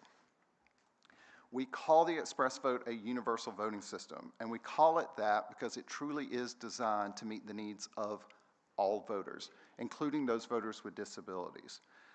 For example, voters who are blind or suffer from other visual impairments have the opportunity with the ExpressVote to vote independently by means of an audio ballot and a tactile Braille keyboard. It supports multiple languages on the screen and on the ballot and in audio, and its intuitive interface guides voters through the process and also helps prevent things like overvoting. It is the only product in the U.S. market that allows a blind voter to review their ballot independently after the ballot has been printed.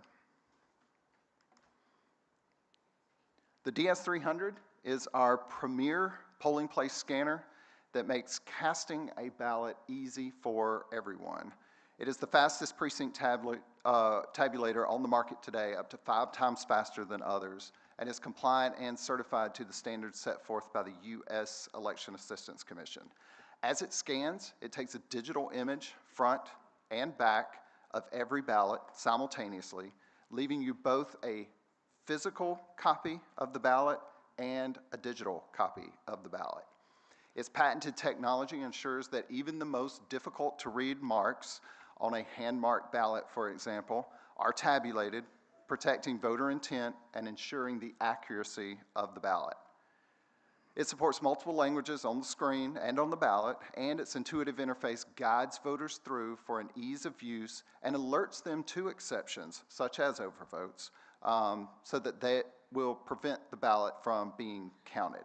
Voters have the option on the screen to understand what exceptions are on that ballot so that they can adjudicate that ballot so that it doesn't get rejected. At the closing of the polls, the DS300, of course, prints a results tape. It maintains the results of that election in redundant memory, and it's able to transmit results from the polling place to a central location through secure modeming. And lastly, our DS950. It is our fastest, high-speed throughput scanner and tabulator. It scans and tabulates up to 300 ballots per minute and holds 8 patents granted by the U.S. Patent and Trademark Office.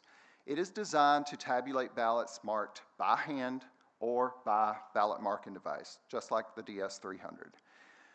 It takes digital images of both sides of each ballot simultaneously without interruption. Its advanced technology also reduces the lengthy process of counting large batches of paper ballots, including those such as special votes, because, like our other products, it is so easy to use. Its touchscreen interface guides the operator step by step through every process. It also acts as a ballot sorter. If, for example, you need to find ballots from a particular location in a large batch of ballots, from various locations, the DS950 can actually be programmed to outstack ballots from the particular location that you are looking for. Ballot sorting, of course, can be adapted and configured according to the particular needs of any jurisdiction. Of course, we offer these and many, many more solutions, and I welcome you to please feel free to visit our website at esnsvote.com to learn more about each of those. So again, I just want to thank you again for the opportunity to be here and to learn more about how our solutions might meet and even exceed the needs of voters and elections administrators here in South Africa. It has been truly a great experience for us to be here. The work and the study that the IEC has put into transitioning to e-voting is quite extensive, and you are to be commended for that work. In our 40-plus years of elections, we've supported similar efforts, from hand counting to punch cards, to DREs, to optical scanning, all the way to the systems that we've discussed just now. We certainly understand the complexities of such a transition. Know that we are here. We're available to answer any questions that you may have, and we're happy to be a resource should you need it. To learn more, again, please visit our website. We have plenty of videos, we have plenty of documentation, we have plenty of case studies about our end-to-end solutions. So again, thank you, and enjoy the rest of the conference.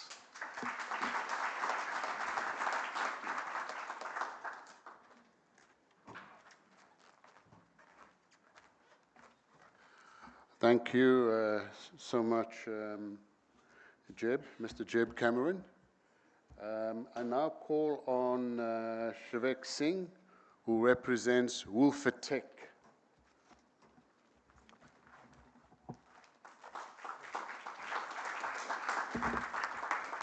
Thank you for that welcome, and thank you, Mr. Abrams.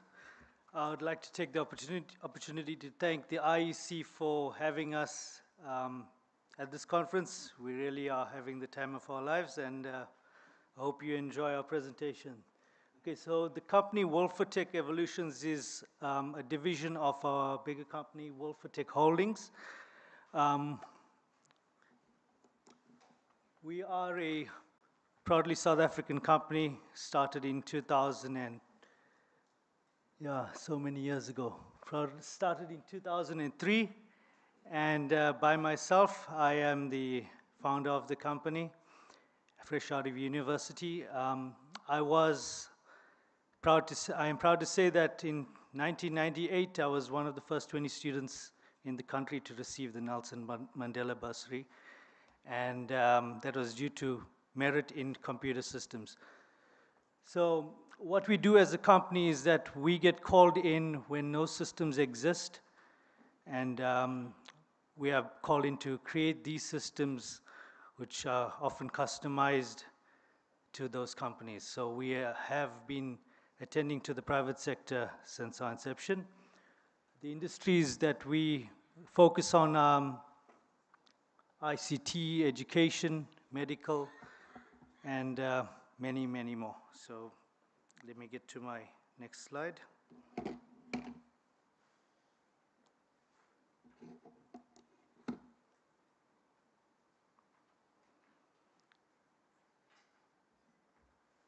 Pardon me. So I'm going to just jump straight into our electronic voting product. We've called it WEVS. It's very simple, Wolfertech electronic voting system.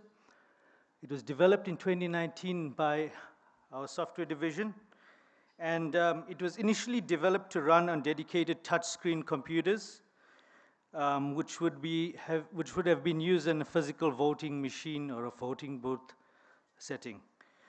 But COVID hit, and we were then asked to change it to work such that people can vote wherever they are on their own devices.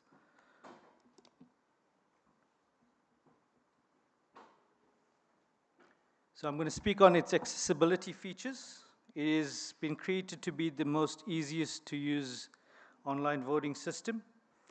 Voters can vote from their own devices or dedicated, inexpensive voting booth tablet computers. It's platform independent, so it's a progressive web application, and it works on any internet-enabled device with a modern browser. So that means no app installation is required. So one of the key features is that it's lightning fast.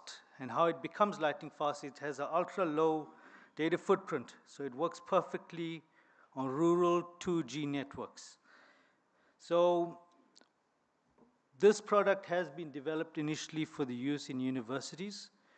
And in order for it to be fully accessible, we had contacted the networks so that our product is zero-rated mobile networks, so that no airtime or a data bundle is required. All you need is signal and your mobile data enabled.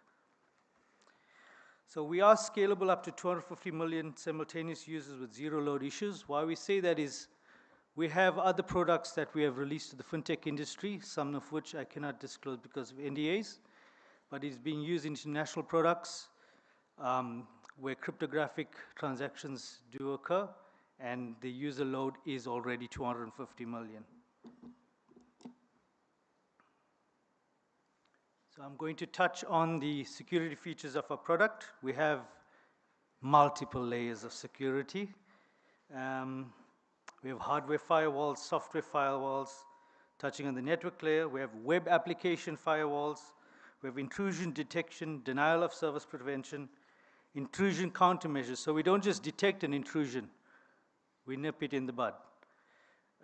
We have security-aware coding mechanisms. So this is built into the coding of the system itself, and it tells the system what to do when someone tries to put in an input that's not recognized. And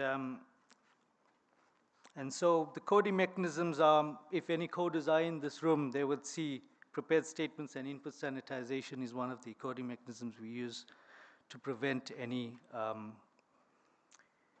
hackers from intruding the system. So I'm going to move on to my next slide, which is a continuation of our security features. We use 4096-bit SSL encryption, which is the highest form of SSL encryption currently. We also use SHA 512 cryptographic hashes. These hashes are also used in blockchains, but currently these are NIST approved. So it is one of the highest forms of encryption that's being used in our databases and in our technology. So we have application-aware blocks. I did touch on that earlier. We have lockouts and inactivity timeouts. So the rest is, I'm not going to bore you with all of the details of the technological enhancements we've made, but what I can say is that we have risked our reputation of being in the industry of 20 years to say that, given what we've done, our system's impenetrable. And why I can tell you this with confidence is that I have a lot of colleagues who have been in the cybersecurity industry, who have tested my product since we have started it, and it has never been infiltrated. So I'm going to touch now the technical benefits. Our server clusters are locally hosted in South Africa on Wolfotech's private cloud infrastructure. We are not affected by undersea cable failures and faults. We have live node replication for databases and virtual machines. So that means your data is being backed up live. So that even if 20 servers fall, there's 50 other servers that have the same data loaded on it. We have server infrastructure completely immune to viruses, so we don't develop on Microsoft. So that means the viruses you pick up on your laptop would never touch our system. Just as Apple is immune to Microsoft viruses, Linux and Unix systems are exactly the same. So we have extended privacy due to not using international public cloud providers such as Amazon, Microsoft, and Google. The reason we have used our own private cloud infrastructure is that our clients do not want anyone else to touch their data. And so we were able to confidently give them exactly what they asked for. So I'm going to touch on how our system works. Many of you have come through and seen our system live in action. And so it's very simple. We receive a voter's roll. We do not do voter registration yet, but the universities that we work for do already do that. So they provide us with a voter's roll that contains the student number and the mobile number for this particular student. So we input the voter's roll into the system. And the second step is unique OTPs linked to the voter is generated by the system and sent to the voters using an SMS. The system opens on election day for voting, and all those with those valid OTPs and links are able to access the system by clicking on the single link. And when they click on the single link, the system also already pre-populates their OTP from that link. So all they have to do is click on Start Voting. Once they've done voting, they are sent a reference number via email to confirm that they have voted. And at the end of elections, the system within seconds shuts down and tallies the vote and produces an immediate result.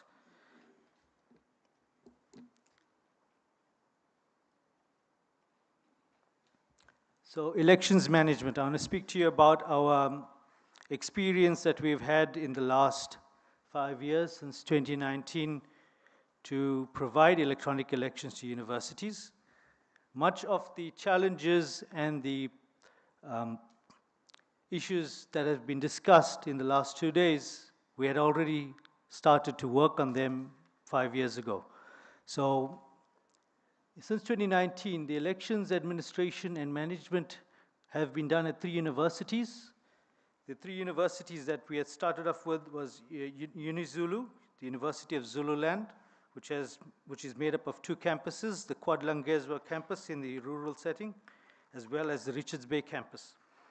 We also have worked in the last 3 years for the University of the Free State at the 3 vastly different campuses. The Bloemfontein campus is in an urban setting.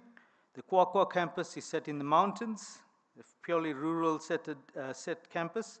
as well as the South Campus, which is an urban campus. And last year, for the first time, we had started work for the University of the Solplaki. So I'm glad to have seen our fellow colleague from Solplaki here today, Mr. Buntu Mnyaka, and you're welcome to speak to him and ask him about how his experience was with the students using our system. So one of the advancements we have made is that in our system we have given the voters the ability to rate their satisfaction using our system, and we had over every election that we had a minimum of 84% user satisfaction. So I'm now going to speak on our successes. So we had created online campaigning platforms with a high hit rate and adoption. So the students who were campaigning for the various positions at the universities used these systems and also promoted themselves and their manifestos using our technology. And something that we had done which had made national history last year was that we had created the first live election results at any tertiary institution to enhance transparency and voter trust. So we continuously increase voter participation to record levels at all 3 institutions at every election and all above 60%. There has not been any other company in that space to claim to have reached these levels. So we have pioneered electronic election cultures at previously volatile campuses, and that being the University of Zululand, where there was previous violence and continuous rejection of the SRC election results. So I want to speak about our value proposition. We believe that the only voting machine you'll ever need is a mobile device. And the reason we say that is because of the misconceptions and negative barriers like the words like hacking.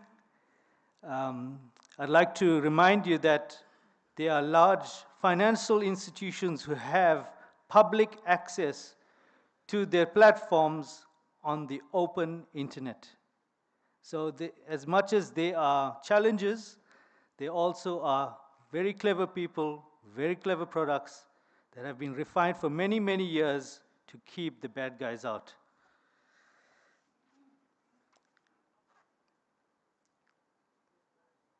So what we do as a company and why we exist is to give the customer exactly what they want and what fits them the best. So that means apart from just white labeling a product, we are able to make it your own.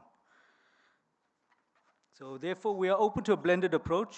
We're not going to say that our product is the most perfect out there, but we're able to welcome any product that cannot meet the country's requirements, but to tell you that we will also accept methods that have previously worked with a proven track record for those people who cannot physically access and use these machines. So we're ready to implement different electoral modalities at any type of election setting. And I thank you for your time, and I welcome any questions, and you're welcome to contact me. Thank you very much.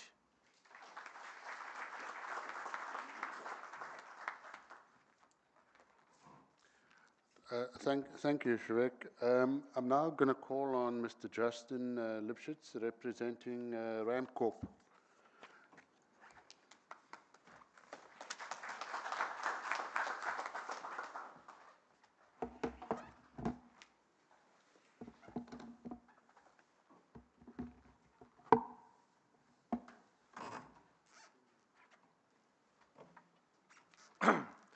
Yeah, hi everyone. My name's Justin, and yeah, thank you very much to the IEC for having us speak today.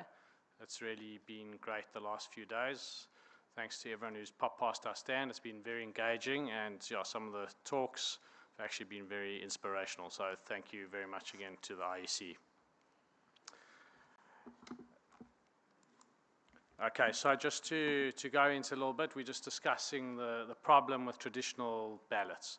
So one of the issues faced by various countries is you have elections which have very high number of candidates.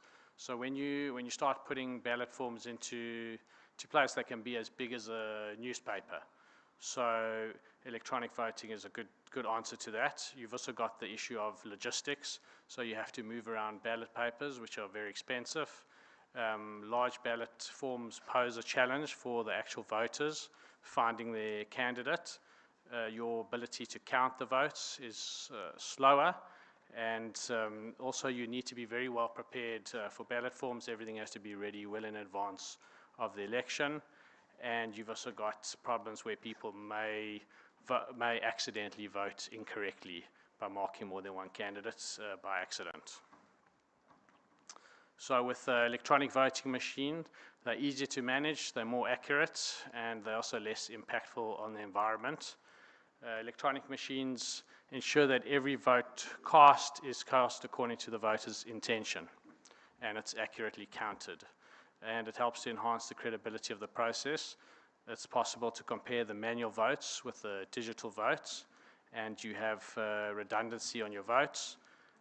The data is secured using cryptography, and the system is also physically safeguarded from tampering using port protection and restricted administrative access.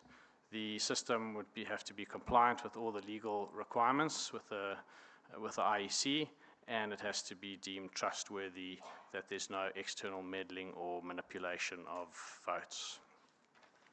So just to give an overview, our system covers a broad base of the voting system, which is from the regulatory legal framework, the enrollment of voters, the verification of voters, electronic voting, preparation of the voters lists, candidate management, and reporting.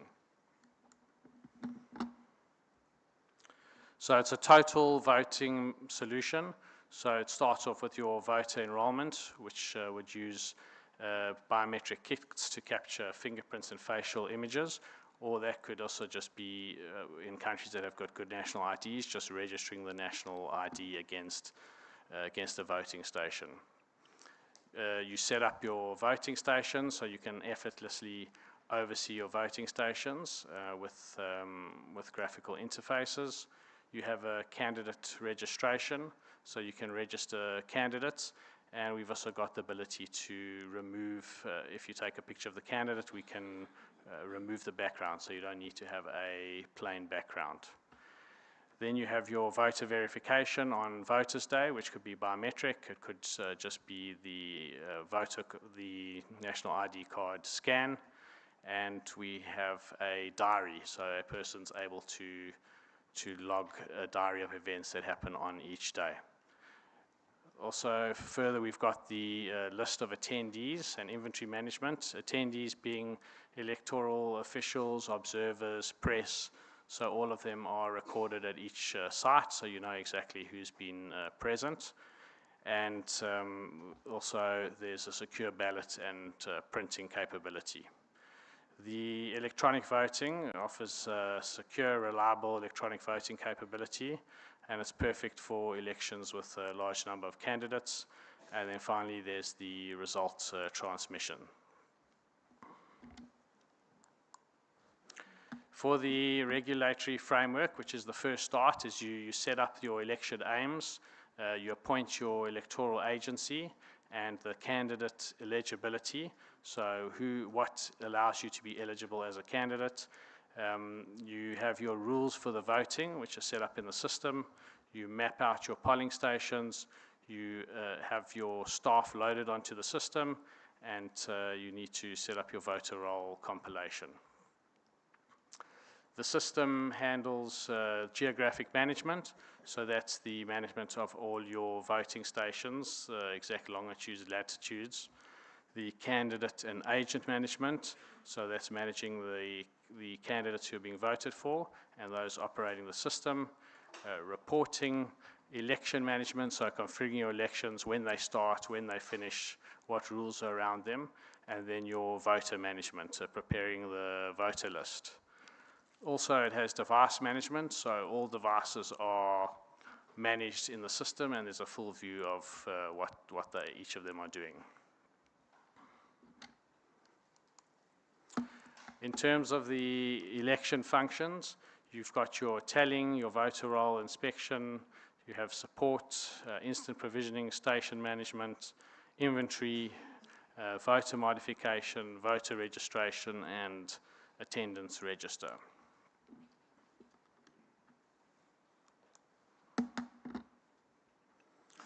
So in terms of, before you can get to the point of deploying your e-voting machines, you need to set up your voting templates.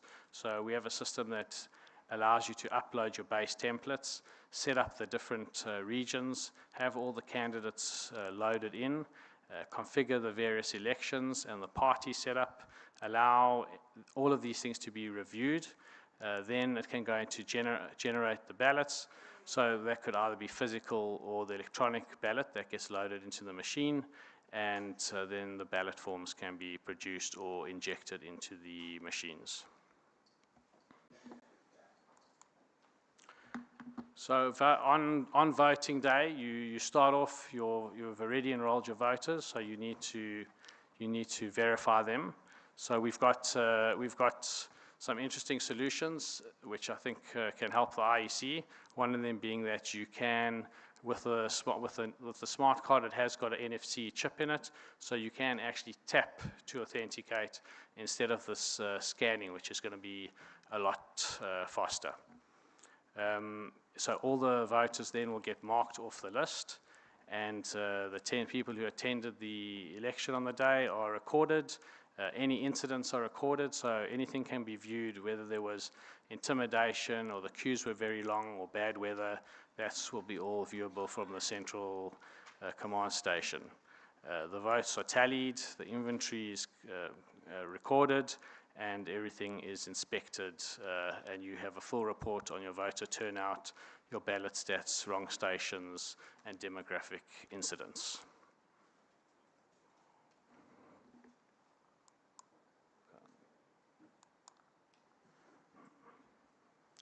All right, so we've got our voting machine, which is a 21.5-inch screen.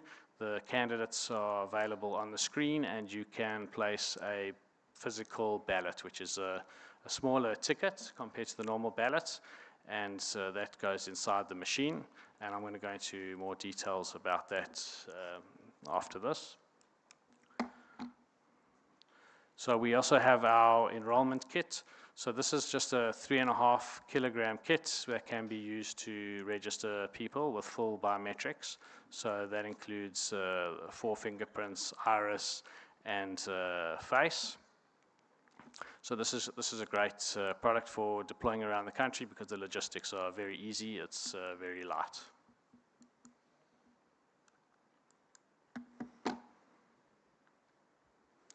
Then we have our voter verification device, which is similar to the VMD that's currently deployed, but the difference is it has a built-in fingerprint for verification. It also has the ability to do the tap to verify. On the security side, the ballot forms can be secured with QR codes to guarantee the integrity of the ballot. All the data on the device and in transmission is encrypted using the strongest available cryptography. We have the creation of whitelists to ensure that only devices that are valid are on the network. All the USB ports are locked down with tamper-proof seals, and the operating system is hardened and the boot system secured. There's access control through two-factor authentication, and everything is controlled through roles and permissions. And we have a set of QR encoded tickets which allow different functions on the machine, such as voting, administration, and initialization. And the devices can be GPS locked so that they only operate in certain regions. So in terms of an initialization process, that would be the process where the voting machine is brought online. A special ticket is put into the machine. The agent will need to authenticate. The USB slot is unlocked, and you can load in the candidates. And all the configurations are put into the system, and now the system is ready for voting. Sorry, okay, yeah, so this is the opening of the voting. I think so it's discussed now. There's a full audit trail, and also the machine will print out a voting slip, which is the 0 voting number of votes, the GPS location, the voting station, etc., all be available on a slip and also electronically. In terms of the voting process, after the voter is validated, so the process remains the same as it is today. You validate at the front. At the moment, the validation is happening via the scanning of a card, but that can happen through the tap. You get a secure ballot, and you then, just as normal, you go place the ballot into the machine, you choose your candidate, you cast your vote, and you then put it into the ballot box.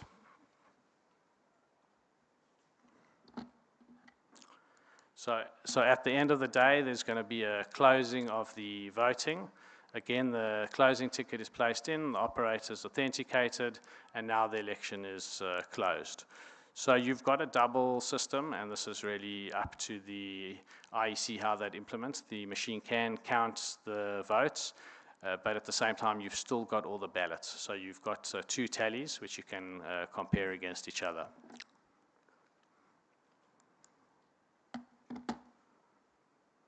So at the end of it, if you've opted for the electronic counting, it can submit the results once they've been checked by the parties.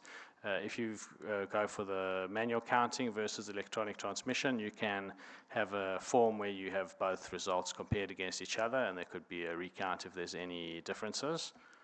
And the results are then transmitted to the results center.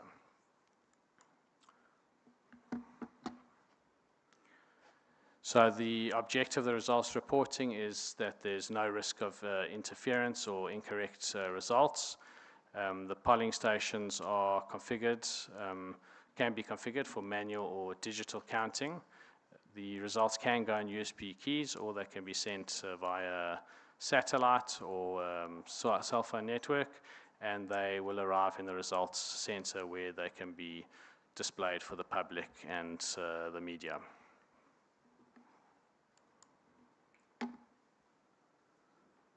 Yeah, so it would feed into the resulting system and be available for the press and for the IEC to monitor.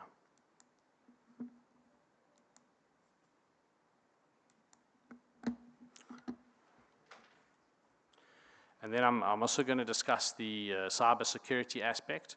So one of the way the system is deployed, it is deployed in combination with cyber security. There are, what happens is we have a system that sets up honeypots, which for hackers to attack. So it's actually able to get the real-time threat intelligence of hacks, where they're coming from. And those hacks are immediately blocked, and the types of attacks are detected. So this means that all of these attacks, wherever they're happening around the globe, we're able to detect them and bring those defenses in to protect the system from that kind of attack.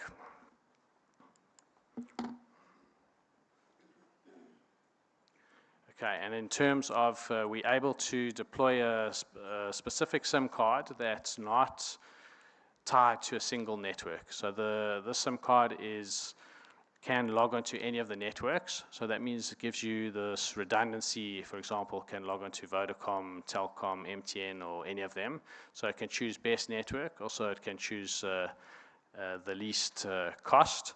And it also combines with the security of the threat intelligence. So all 3 things work together to provide security, cost, flexibility, and redundancy.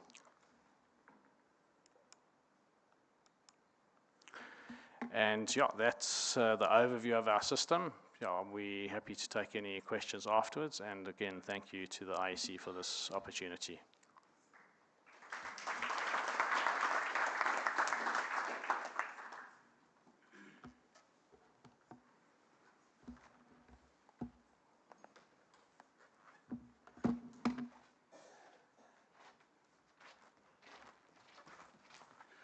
Thank you very much, Justin. We now come to our final presentation, which is, the presenter is Mr. Martin Bos, representing the partnership of Laxton and Pessoal. I hope I got that right, or close enough. It's not a partnership, it's a Portuguese entity. Here we go. Oh, it's just Laxton.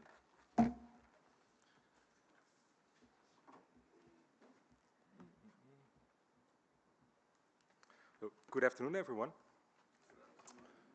My name is Martijn Baas. I'm Vice President of Marketing at Laxton.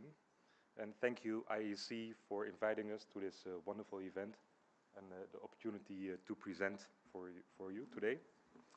I'll first tell you a little bit about the company, then explain our election solution, and then go through some references to show what we've done in African countries over the past years.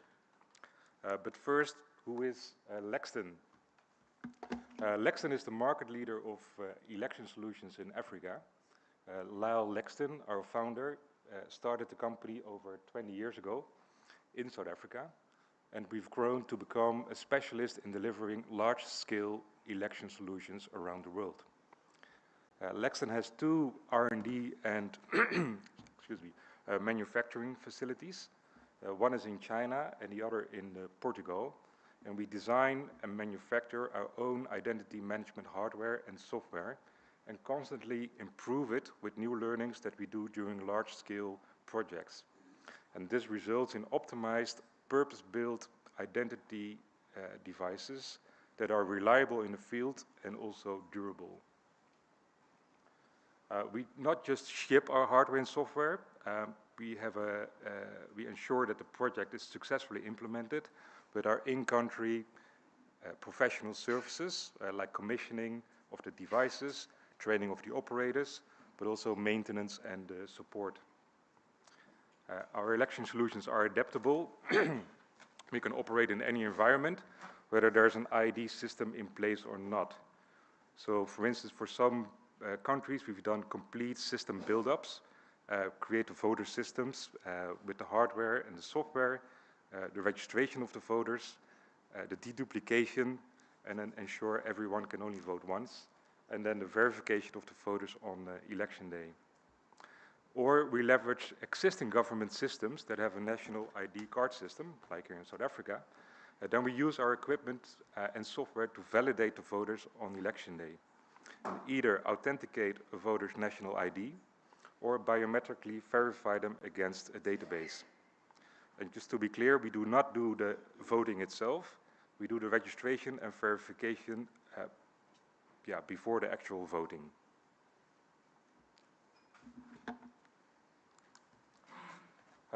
Just want to show one of the few equipments that we use for these projects. This is our voter registration kit. We use these kits in countries that don't have a national ID card system. And voters are biometrically registered by capturing fingerprints, face, and signature, or other data like birth certificates or proof of address, marriage certificates. And after the registration, the voters instantly receive a PVC voter ID card, which is a verifiable credential that they can use to vote on election day. The kit is built for mobility and rough environments. The case is rugged and can withstand dust, rain, and even protect the equipment if it drops in water. It has a so-called 442 fingerprint scanner, so you scan 4 fingers, another 4 fingers, and then the 2 thumbs. A camera with ring light for the photograph, a digital signature pad, a printer, and a laptop. And all these components are powered by the battery management system, which automatically switches the components on when in use and off again when they're not in use, which makes these kits very power efficient and can easily run a full day on one charge. But we also supply solar panels in case there's no electricity. So the registration can be done without electricity and even without internet. And once the kit is has access to internet again, the data is uploaded to a central server, which is always in country. That's not a server that we own, but it's the customer's server. Data is deduplicated, so if there are double entries, those are removed. And faulty entries are also removed. We use these kits in many projects in Africa, like in our neighboring country, Mozambique, where we registered almost 17 million people. In Ghana, almost 19 million, 2.5 million in Liberia, Sierra Leone, 3.4 million, Guinea-Bissau, 1 million, Zimbabwe, 6.6 million, Malawi, 9 million, and almost 25 million in Tanzania. And I think we're also, Cameroon, that's an ongoing project that just started now. So after the registration, the voter ID card is instantly printed. So the full registration and the issuance of the ID card, or voter ID card, I should say, that's done in a few minutes. The PVC card is durable, so even if it goes in a washing machine or in the water, it doesn't damage the card. And it can be supplied with either a QR code for online and offline verification, or just a chip for offline verification. So the data that's captured is stored on that chip. And we've done this also in Mozambique, Liberia, and other countries as well. Next is the voter registration tablet, which is basically the same, can do the same thing as the kit, where the kit, like the biggest suitcase, is built for large number of registrations per day. The tablet is built to reach people in very rural areas where even a kit is too heavy to handle and to get there. It can also be used to authenticate national ID documents. So it has a UV and infrared light built in and software to automatically detect whether your national ID card is authentic or not. It can also detect fraudulent driver's license, for instance. It can be used for voter verification on election day. Voters' roll can be loaded on the device, and when you scan a voter's ID card, it instantly shows if that person is on the voter list or not. So instead of going through a paper list and scrap the name off, you just scan the voter's ID to speed up the process and reduce errors. This is an 8-inch device, runs on Android and Windows. This is a smaller version, the 6-inch voter authentication tablet. Both this device and the previous one is rugged, and this one is used for the 2020 and 2024 elections in Ghana, where we've supplied 82,500 of these devices.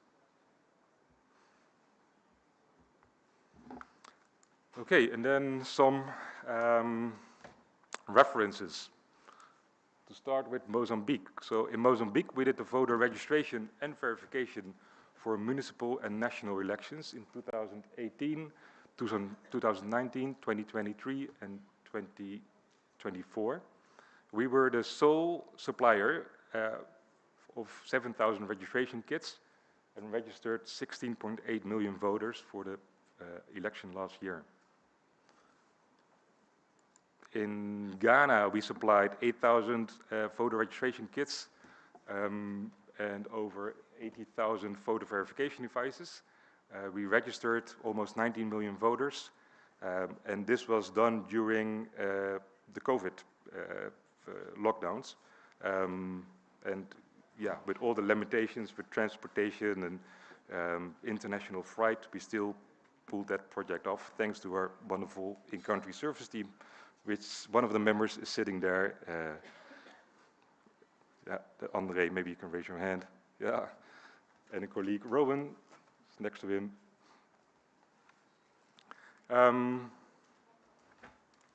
In Liberia, we did the voter registration and verification for the presidential election in 2023. We supplied 1,150 biometric registration kits and card printer kits, and 2.5 million voters received their voter ID card.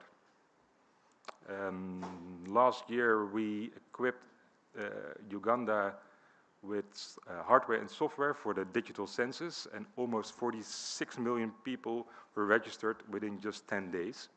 And the Electoral Commission of Uganda will use the same equipment for the voter verification in the upcoming election. In Sierra Leone in 2022, the National Electoral Commission of Sierra Leone launched a project to implement a biometric voter ID system to update the electoral roll for the general elections. And this initiative aimed to address the challenges such as duplicate registrations and identity fraud, which had previously compromised the credibility of their elections. And we supplied 2,600 biometric registration kits for this project. The next one is Guinea-Bissau. We did the elections in 2019, and last year we registered and provided voter ID cards to over 1 million voters there. Zimbabwe, also customer, 2018 and 2024. We supplied 3,350 biometric registration kits and registered over 6.6 million people. And at the moment, we're doing a project in Cameroon where we supply over 1,000 kits to register the voters for the upcoming election. In Malawi, we registered citizens for the national ID and voter ID. We provided 2,000 kits and registered over 9 million people. I think the last one, yeah, that's Tanzania, where we registered almost 25 million voters and provided voter ID cards with 8,400 biometric registration kits and printer kits. These are just numbers, but each project has its own story of how Laxton helped national election commissions achieve their goals. So for most of these projects, we have case studies on our website, laxton.com. So I invite you to go to the website, and if you're interested in one of these projects, it's available on the website to view, download the case studies, and get a better understanding of how Laxton operates together with electoral commissions to make these projects a success. And of course, if you have any questions, there's also a contact form on the website to reach out to us or talk to me or colleague Rowan or Andre, who will be here at the rest of the conference. So thank you very much for your attention, and thank you very much for a wonderful conference. It's been a great pleasure to be here, and yeah, thanks again. Yeah.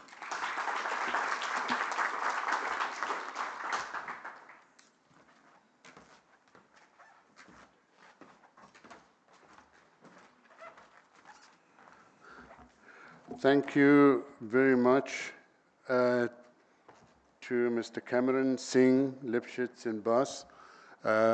You may take your seats now. I want to thank all of the exhibitors.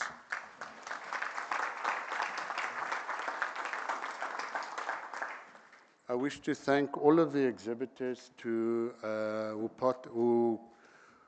went through a lot of effort. As you see, some of them came from very far to participate in this symposium, to make it as practical as possible, that it's not just debate, but we also had the opportunity to see what we were debating. These gentlemen and the first four, I think, though that Brian may have left, but we may have still representatives around there or not who may still be available. You can interact with them over lunch, which is not too far in the distant future, in a few minutes, to take the discussions further. Just a few takeaways on these sessions. It's encouraging to see, as much as the exhibitors came here and they said at the outset in my interactions with them to say that we do not profess to know it all. We've come here to learn. As much as you have come here to learn, we have also come to learn. And it is encouraging to see that if we compare notes to the policy discussion paper, to all of the inputs that we have from the notable academics, etc., that we are, at the end of the day, whether it is theoretic or practical, that we are talking the same language, we have the same considerations. On the exhibitor side, the key or the common thread that kept on coming through was the fact that they rate security very, very highly. And I know that that is one of our biggest concerns. And it's a pity that we have people outside of this conference raising issues without having had the benefit of interacting in the discussions and interacting with the exhibitors. Cybersecurity, we heard a lot about that, and not just security to protect, but also to look at any possible intrusions and then to take the necessary defensive action. Most importantly, also, verifiability came throughout. And I must say that I haven't looked at voting machines now for some time, and my last experience of voter verifiable audit trail was that it spew out a counterfoil, like a little till slip. And we have now moved that the verifiability is the actual ballot, and it's not just a piece of paper. And this ballot can then also be put through a machine to count instead of having to count it physically, looking out of those all curled up counterfoils like a till slip. Integrity also came through very strongly. Transparency.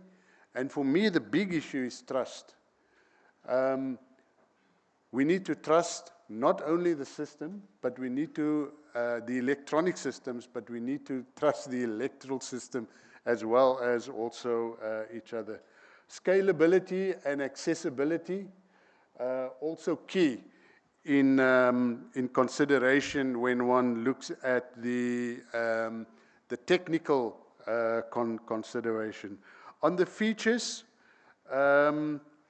whilst we are assuming that if you, for example, have remote voting, internet-based at home, that it deals with all the concerns, it's encouraging also to note that there was one or two presenters that mentioned that you can also integrate voice commands. So, which would obviously be a big win in terms of those who may not be able to use actual typing when you remotely, or picking up a pen or an instrument to make a mark. For me, on the presentations, something else that has actually been very, and I don't know if it is now also to bring about trust into the system, but there wasn't too long ago that we were just looking at directly recording our vote into a machine and then tabulate it from there and transmit. So we've now gone through this process, electronic process, this digitization and digital transformation process, but at the end of the day, the output is a piece of paper.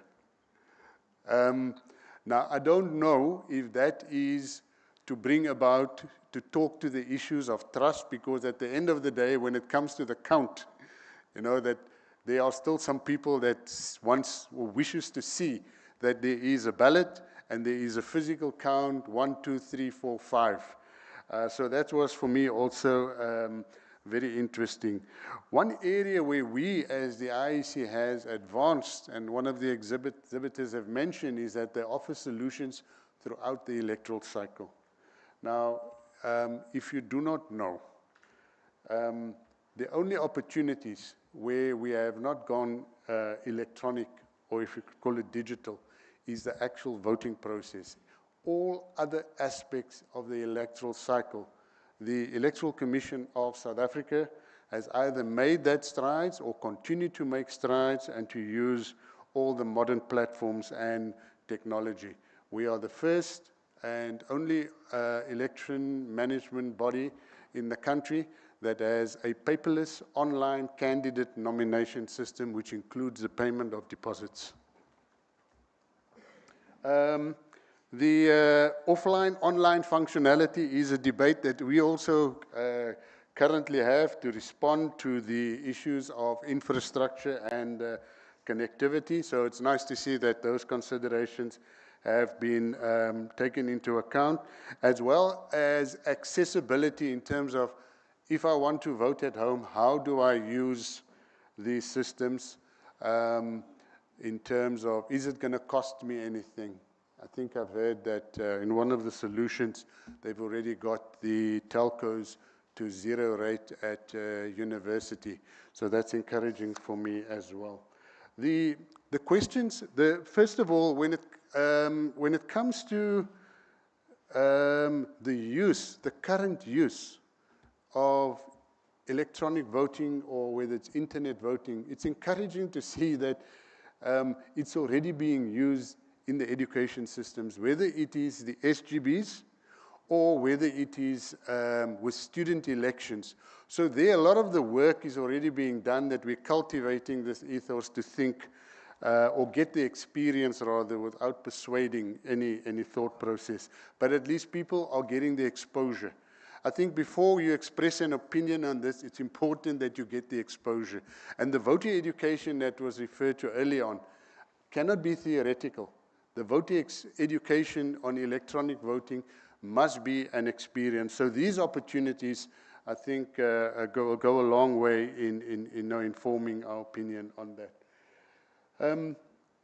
The question that wasn't really answered, but I suppose we're going to have to do our own research, other than being more efficient and dealing with some of the challenges in the voting stations and following the whole digital transformation path, is, does the technology, in any way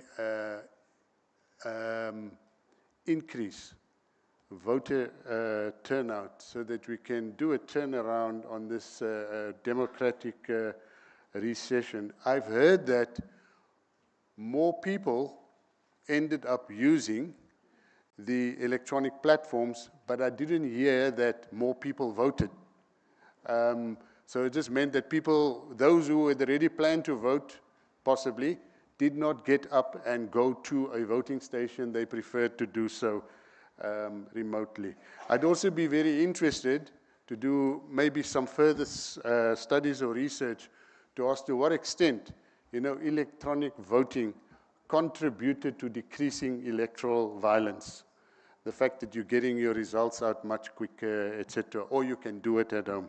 But on that note, I wish to thank once again the exhibitors. Some of you have come from very far, and you may still engage them further. And this specific session that I've dealt with is now closed, and I'm going to make way on the podium according to the program for the DCO Electoral Operations, Mr. Shaburi. Thank you.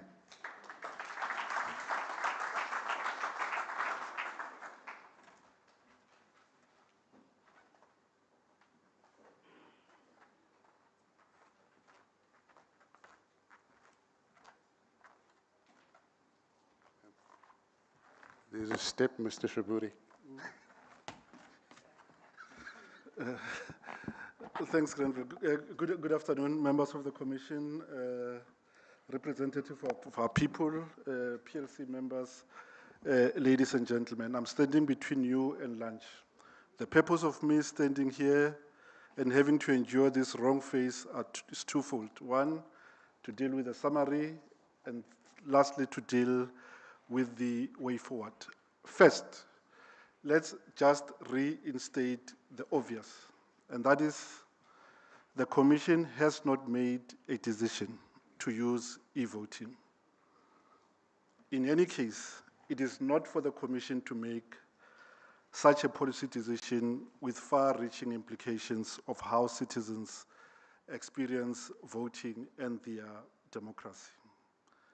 With that out of the way, we call upon all of us to engage with the process that would unfold without closing the space. It's one thing to disagree, but at least listen to what technology can do, so that even when you disagree not on the basis of assumptions, but on the basis of having assimilated new knowledge and still maintaining your position.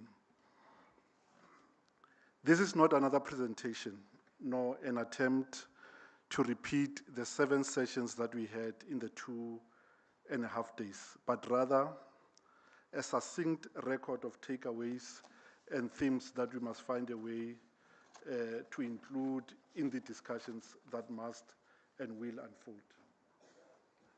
The first is that an election occurs within an ecosystem.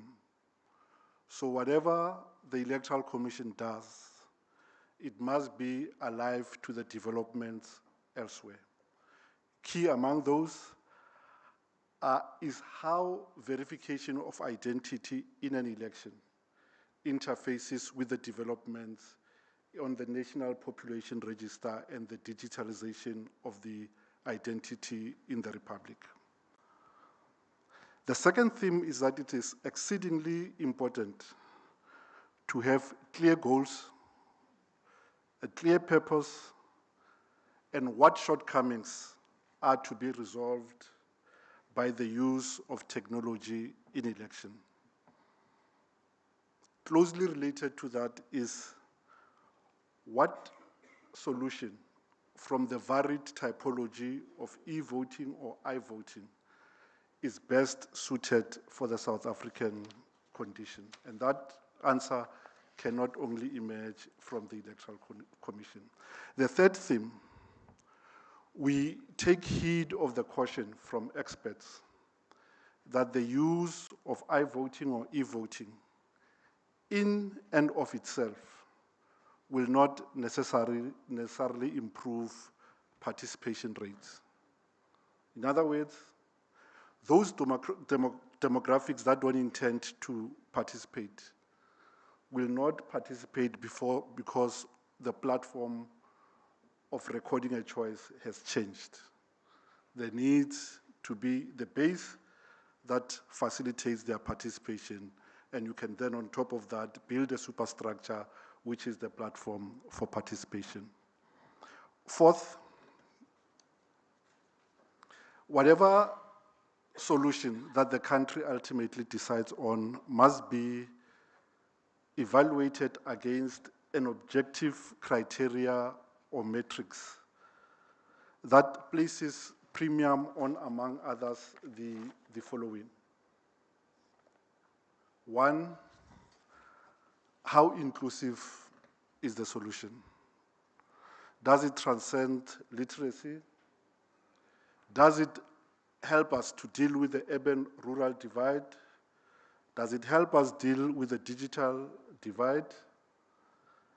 These are key considerations in an unequal society as we have in the country, because the solution must help us transcend the cleavages in societies and not accentuate those. Does it help voters living with disability, people with disabilities, to vote independently without disclosing their choice to a third party? Those are the key consideration in evaluating a system. The second one is how secure is the system? depending on whether you go for a system that is online, connected to other devices, and transmits data. How safe is it from interference by outside actors, by actors even within the Republic? Because ultimately, a system must be so robust that it can still secure the wishes of the people from a perverse influence.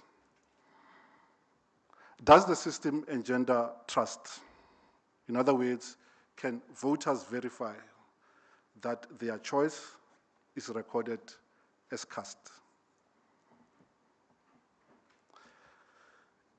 Is there clarity in the regulatory framework? In other words, the rules that will lead to the recordal of a mark that will translate that mark into representation in a legislative assembly. Are they clear? And does a platform or solution that you use give effect to those rules? A key point was that whatever you do, whether you digitize or you do use technology, that solution must not perpetuate the inefficiencies that we have in the current system. In other words, you should not digitize inefficiencies. You must draw a line in the sand and move to a solution that hopefully results in better experiences for the voters, because ultimately the only prism whether a solution works should be the eyes of the voter, whether it results in a better experience for the voter. I'm moving towards concluding now. That thirdly, not thirdly, the point F is that there must be proper risk assessment, and that it can't just be a mathematical equations that you have 3 cons and 3 pros, and therefore you say you can proceed, because there could be a single flaw that is fatal to the totality of the experience. Lastly, that there must be cost-benefit analysis, and also that consideration should be given to the funding modalities, given that the country for the foreseeable period may be in a difficult fiscal position. As a way forward, we will have a window of opportunity now that the discussion document has been launched, to have a focused period of 6 months to deal with key stakeholders, to have focused discussions in order to improve the discussion documents. We will record the feedback that we receive, and for those who want to make submission, you can go to our website and do so. There's a link related to e-voting to make your submissions. Once we've done that, the document will be subjected to a discussion internally in the Commission, and a proper document which narrows the solution, which spells out country imperatives for considering e-voting, will be presented to those vested with the powers to make policy decisions. And ultimately, if they determine that it is feasible to proceed, it will be tabled to Parliament for a decision on the policy choices. Having said so, could I ask the Vice Chairperson of the Electoral Commission, Commissioner Janet Love, to either open or close the conference? Thank you very much.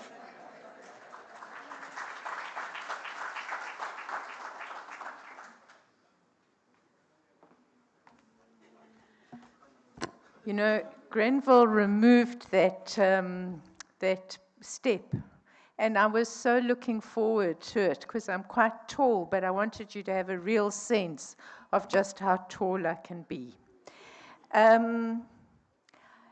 I think there have been a number of people who have expressed appreciation to all of you for joining us as the Commission in looking at all these issues to do with e-voting or even I-voting. And I really want to again express that deep appreciation, because These things are about the changes of our times. On the first day, there was a person who has a technology background who mentioned, with a note of frustration in his voice, that he remembers 2013. And there was a suggestion almost that we did this in 2013, been there, done that, and possibly even got a T-shirt. But actually, 2013 was a very different time. At that time, we were talking about a renewal of a zip machine. Now, there are probably some people in this room who actually don't know what a zip machine is. And that will already say that you haven't voted on many occasions in many elections. But that's what was happening in 2013, and we moved along from that to having all sorts of people, particularly in Parliament, being very excited about something that they called the Fourth Industrial Revolution. And that was kind of from 2016, 2018, lots of discussions. And during those days, I can't remember how many times, but it was certainly more than the 1 to 6, A to F, Z to, I don't know, whatever that Mr. Shiburi was talking about just now. Many, many times, people would say, why are we not having electronic voting? You know, we're living in this new revolutionary industrial age. And then, of course, we had COVID. And everybody was, again, saying, why don't we have this electronic voting? The point that I'm making here is that we are mindful as a commission that we need to respond both to the experience of voters, to the experience of our country, to the experience of the world, to make the possibility of our mandate, that's organizing elections, organizing the possibility for citizens to choose the kind of government that they want, to make that most efficient, most effective, transparent, trustworthy, and something that gives voters a good experience. That's what we're still doing. And you joining this conversation at this moment is partly to help us look at the various opportunities, the various pros, the various cons, and Professor Berger, definitely the associated risks. So I want to ask you, as the DCO has done, to continue to walk along this journey with us, to continue to give us your insights, what it is that you think are the key challenges that we should be looking towards technology to help us to solve. Is it about trying to create a better interface, for example, with our identity systems and those that you will be issued in time to come by the Department of Home Affairs? Is it to do with our great prowess at counting and use of numbers that we experience every time in our different voting stations? Could we get technology to help us in that instance? There are many phases in an election process, many issues that technology can help us with, and maybe those priorities need to come from yourselves. What we are saying to you and promising to you as the Electoral Commission is whatever choices we put to the policy makers, the legislators, and those who control the budgets, those options will be put on the basis not of our instinct and our gut feel, but on the basis of research, on the basis of documented evidence. And for that reason, we may well go back to Parliament. It won't be the first time, it'll be the second. Go back to Parliament to say, let us have some pilot sites in order that we are better informed so that we make decisions on the basis of facts, on the basis of data. We ask that you really contribute to that. We ask that you help us to think, and we ask that you help our country to imagine and continue the engagement. So thanks to all of you. Thank you very much to all of those who have developed and are involved in companies that are providing solutions, not only to electoral management bodies, but indeed we heard to schools and the important school governing bodies, to universities and the young people in those institutions, and presumably to many other places where there can be the experience of democracy in a much more localized way. We thank you for being here. We know there are many others who may develop things in the future or have already got things in the present. And so all of those solutions are what we're inviting our policymakers to think about. I also want to thank again, and they haven't been thanked enough, the magnificent interpreters who have helped us with their sign language process. It has been a seamless process.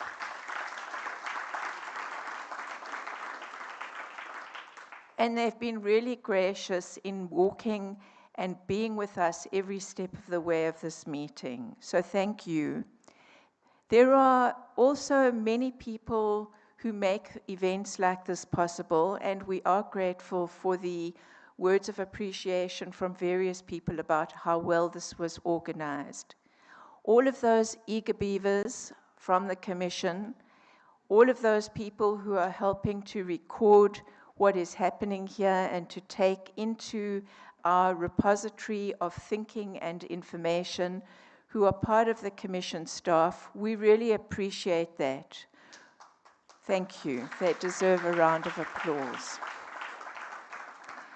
So thank you to all of you, and I ask then that, I don't know whether there are any announcements of logistics and so on, but I ask that we can just be informed about where the lunch, where everything is happening, and we just wish you well.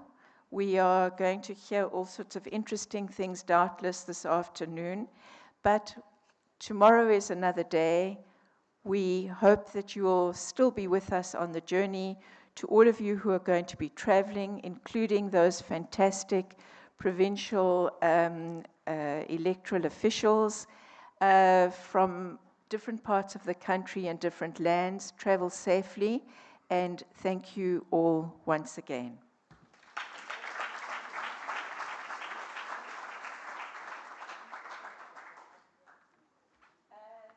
Can we get an indication from Mr. Mosery and his team about the Kate? Can you help us, please?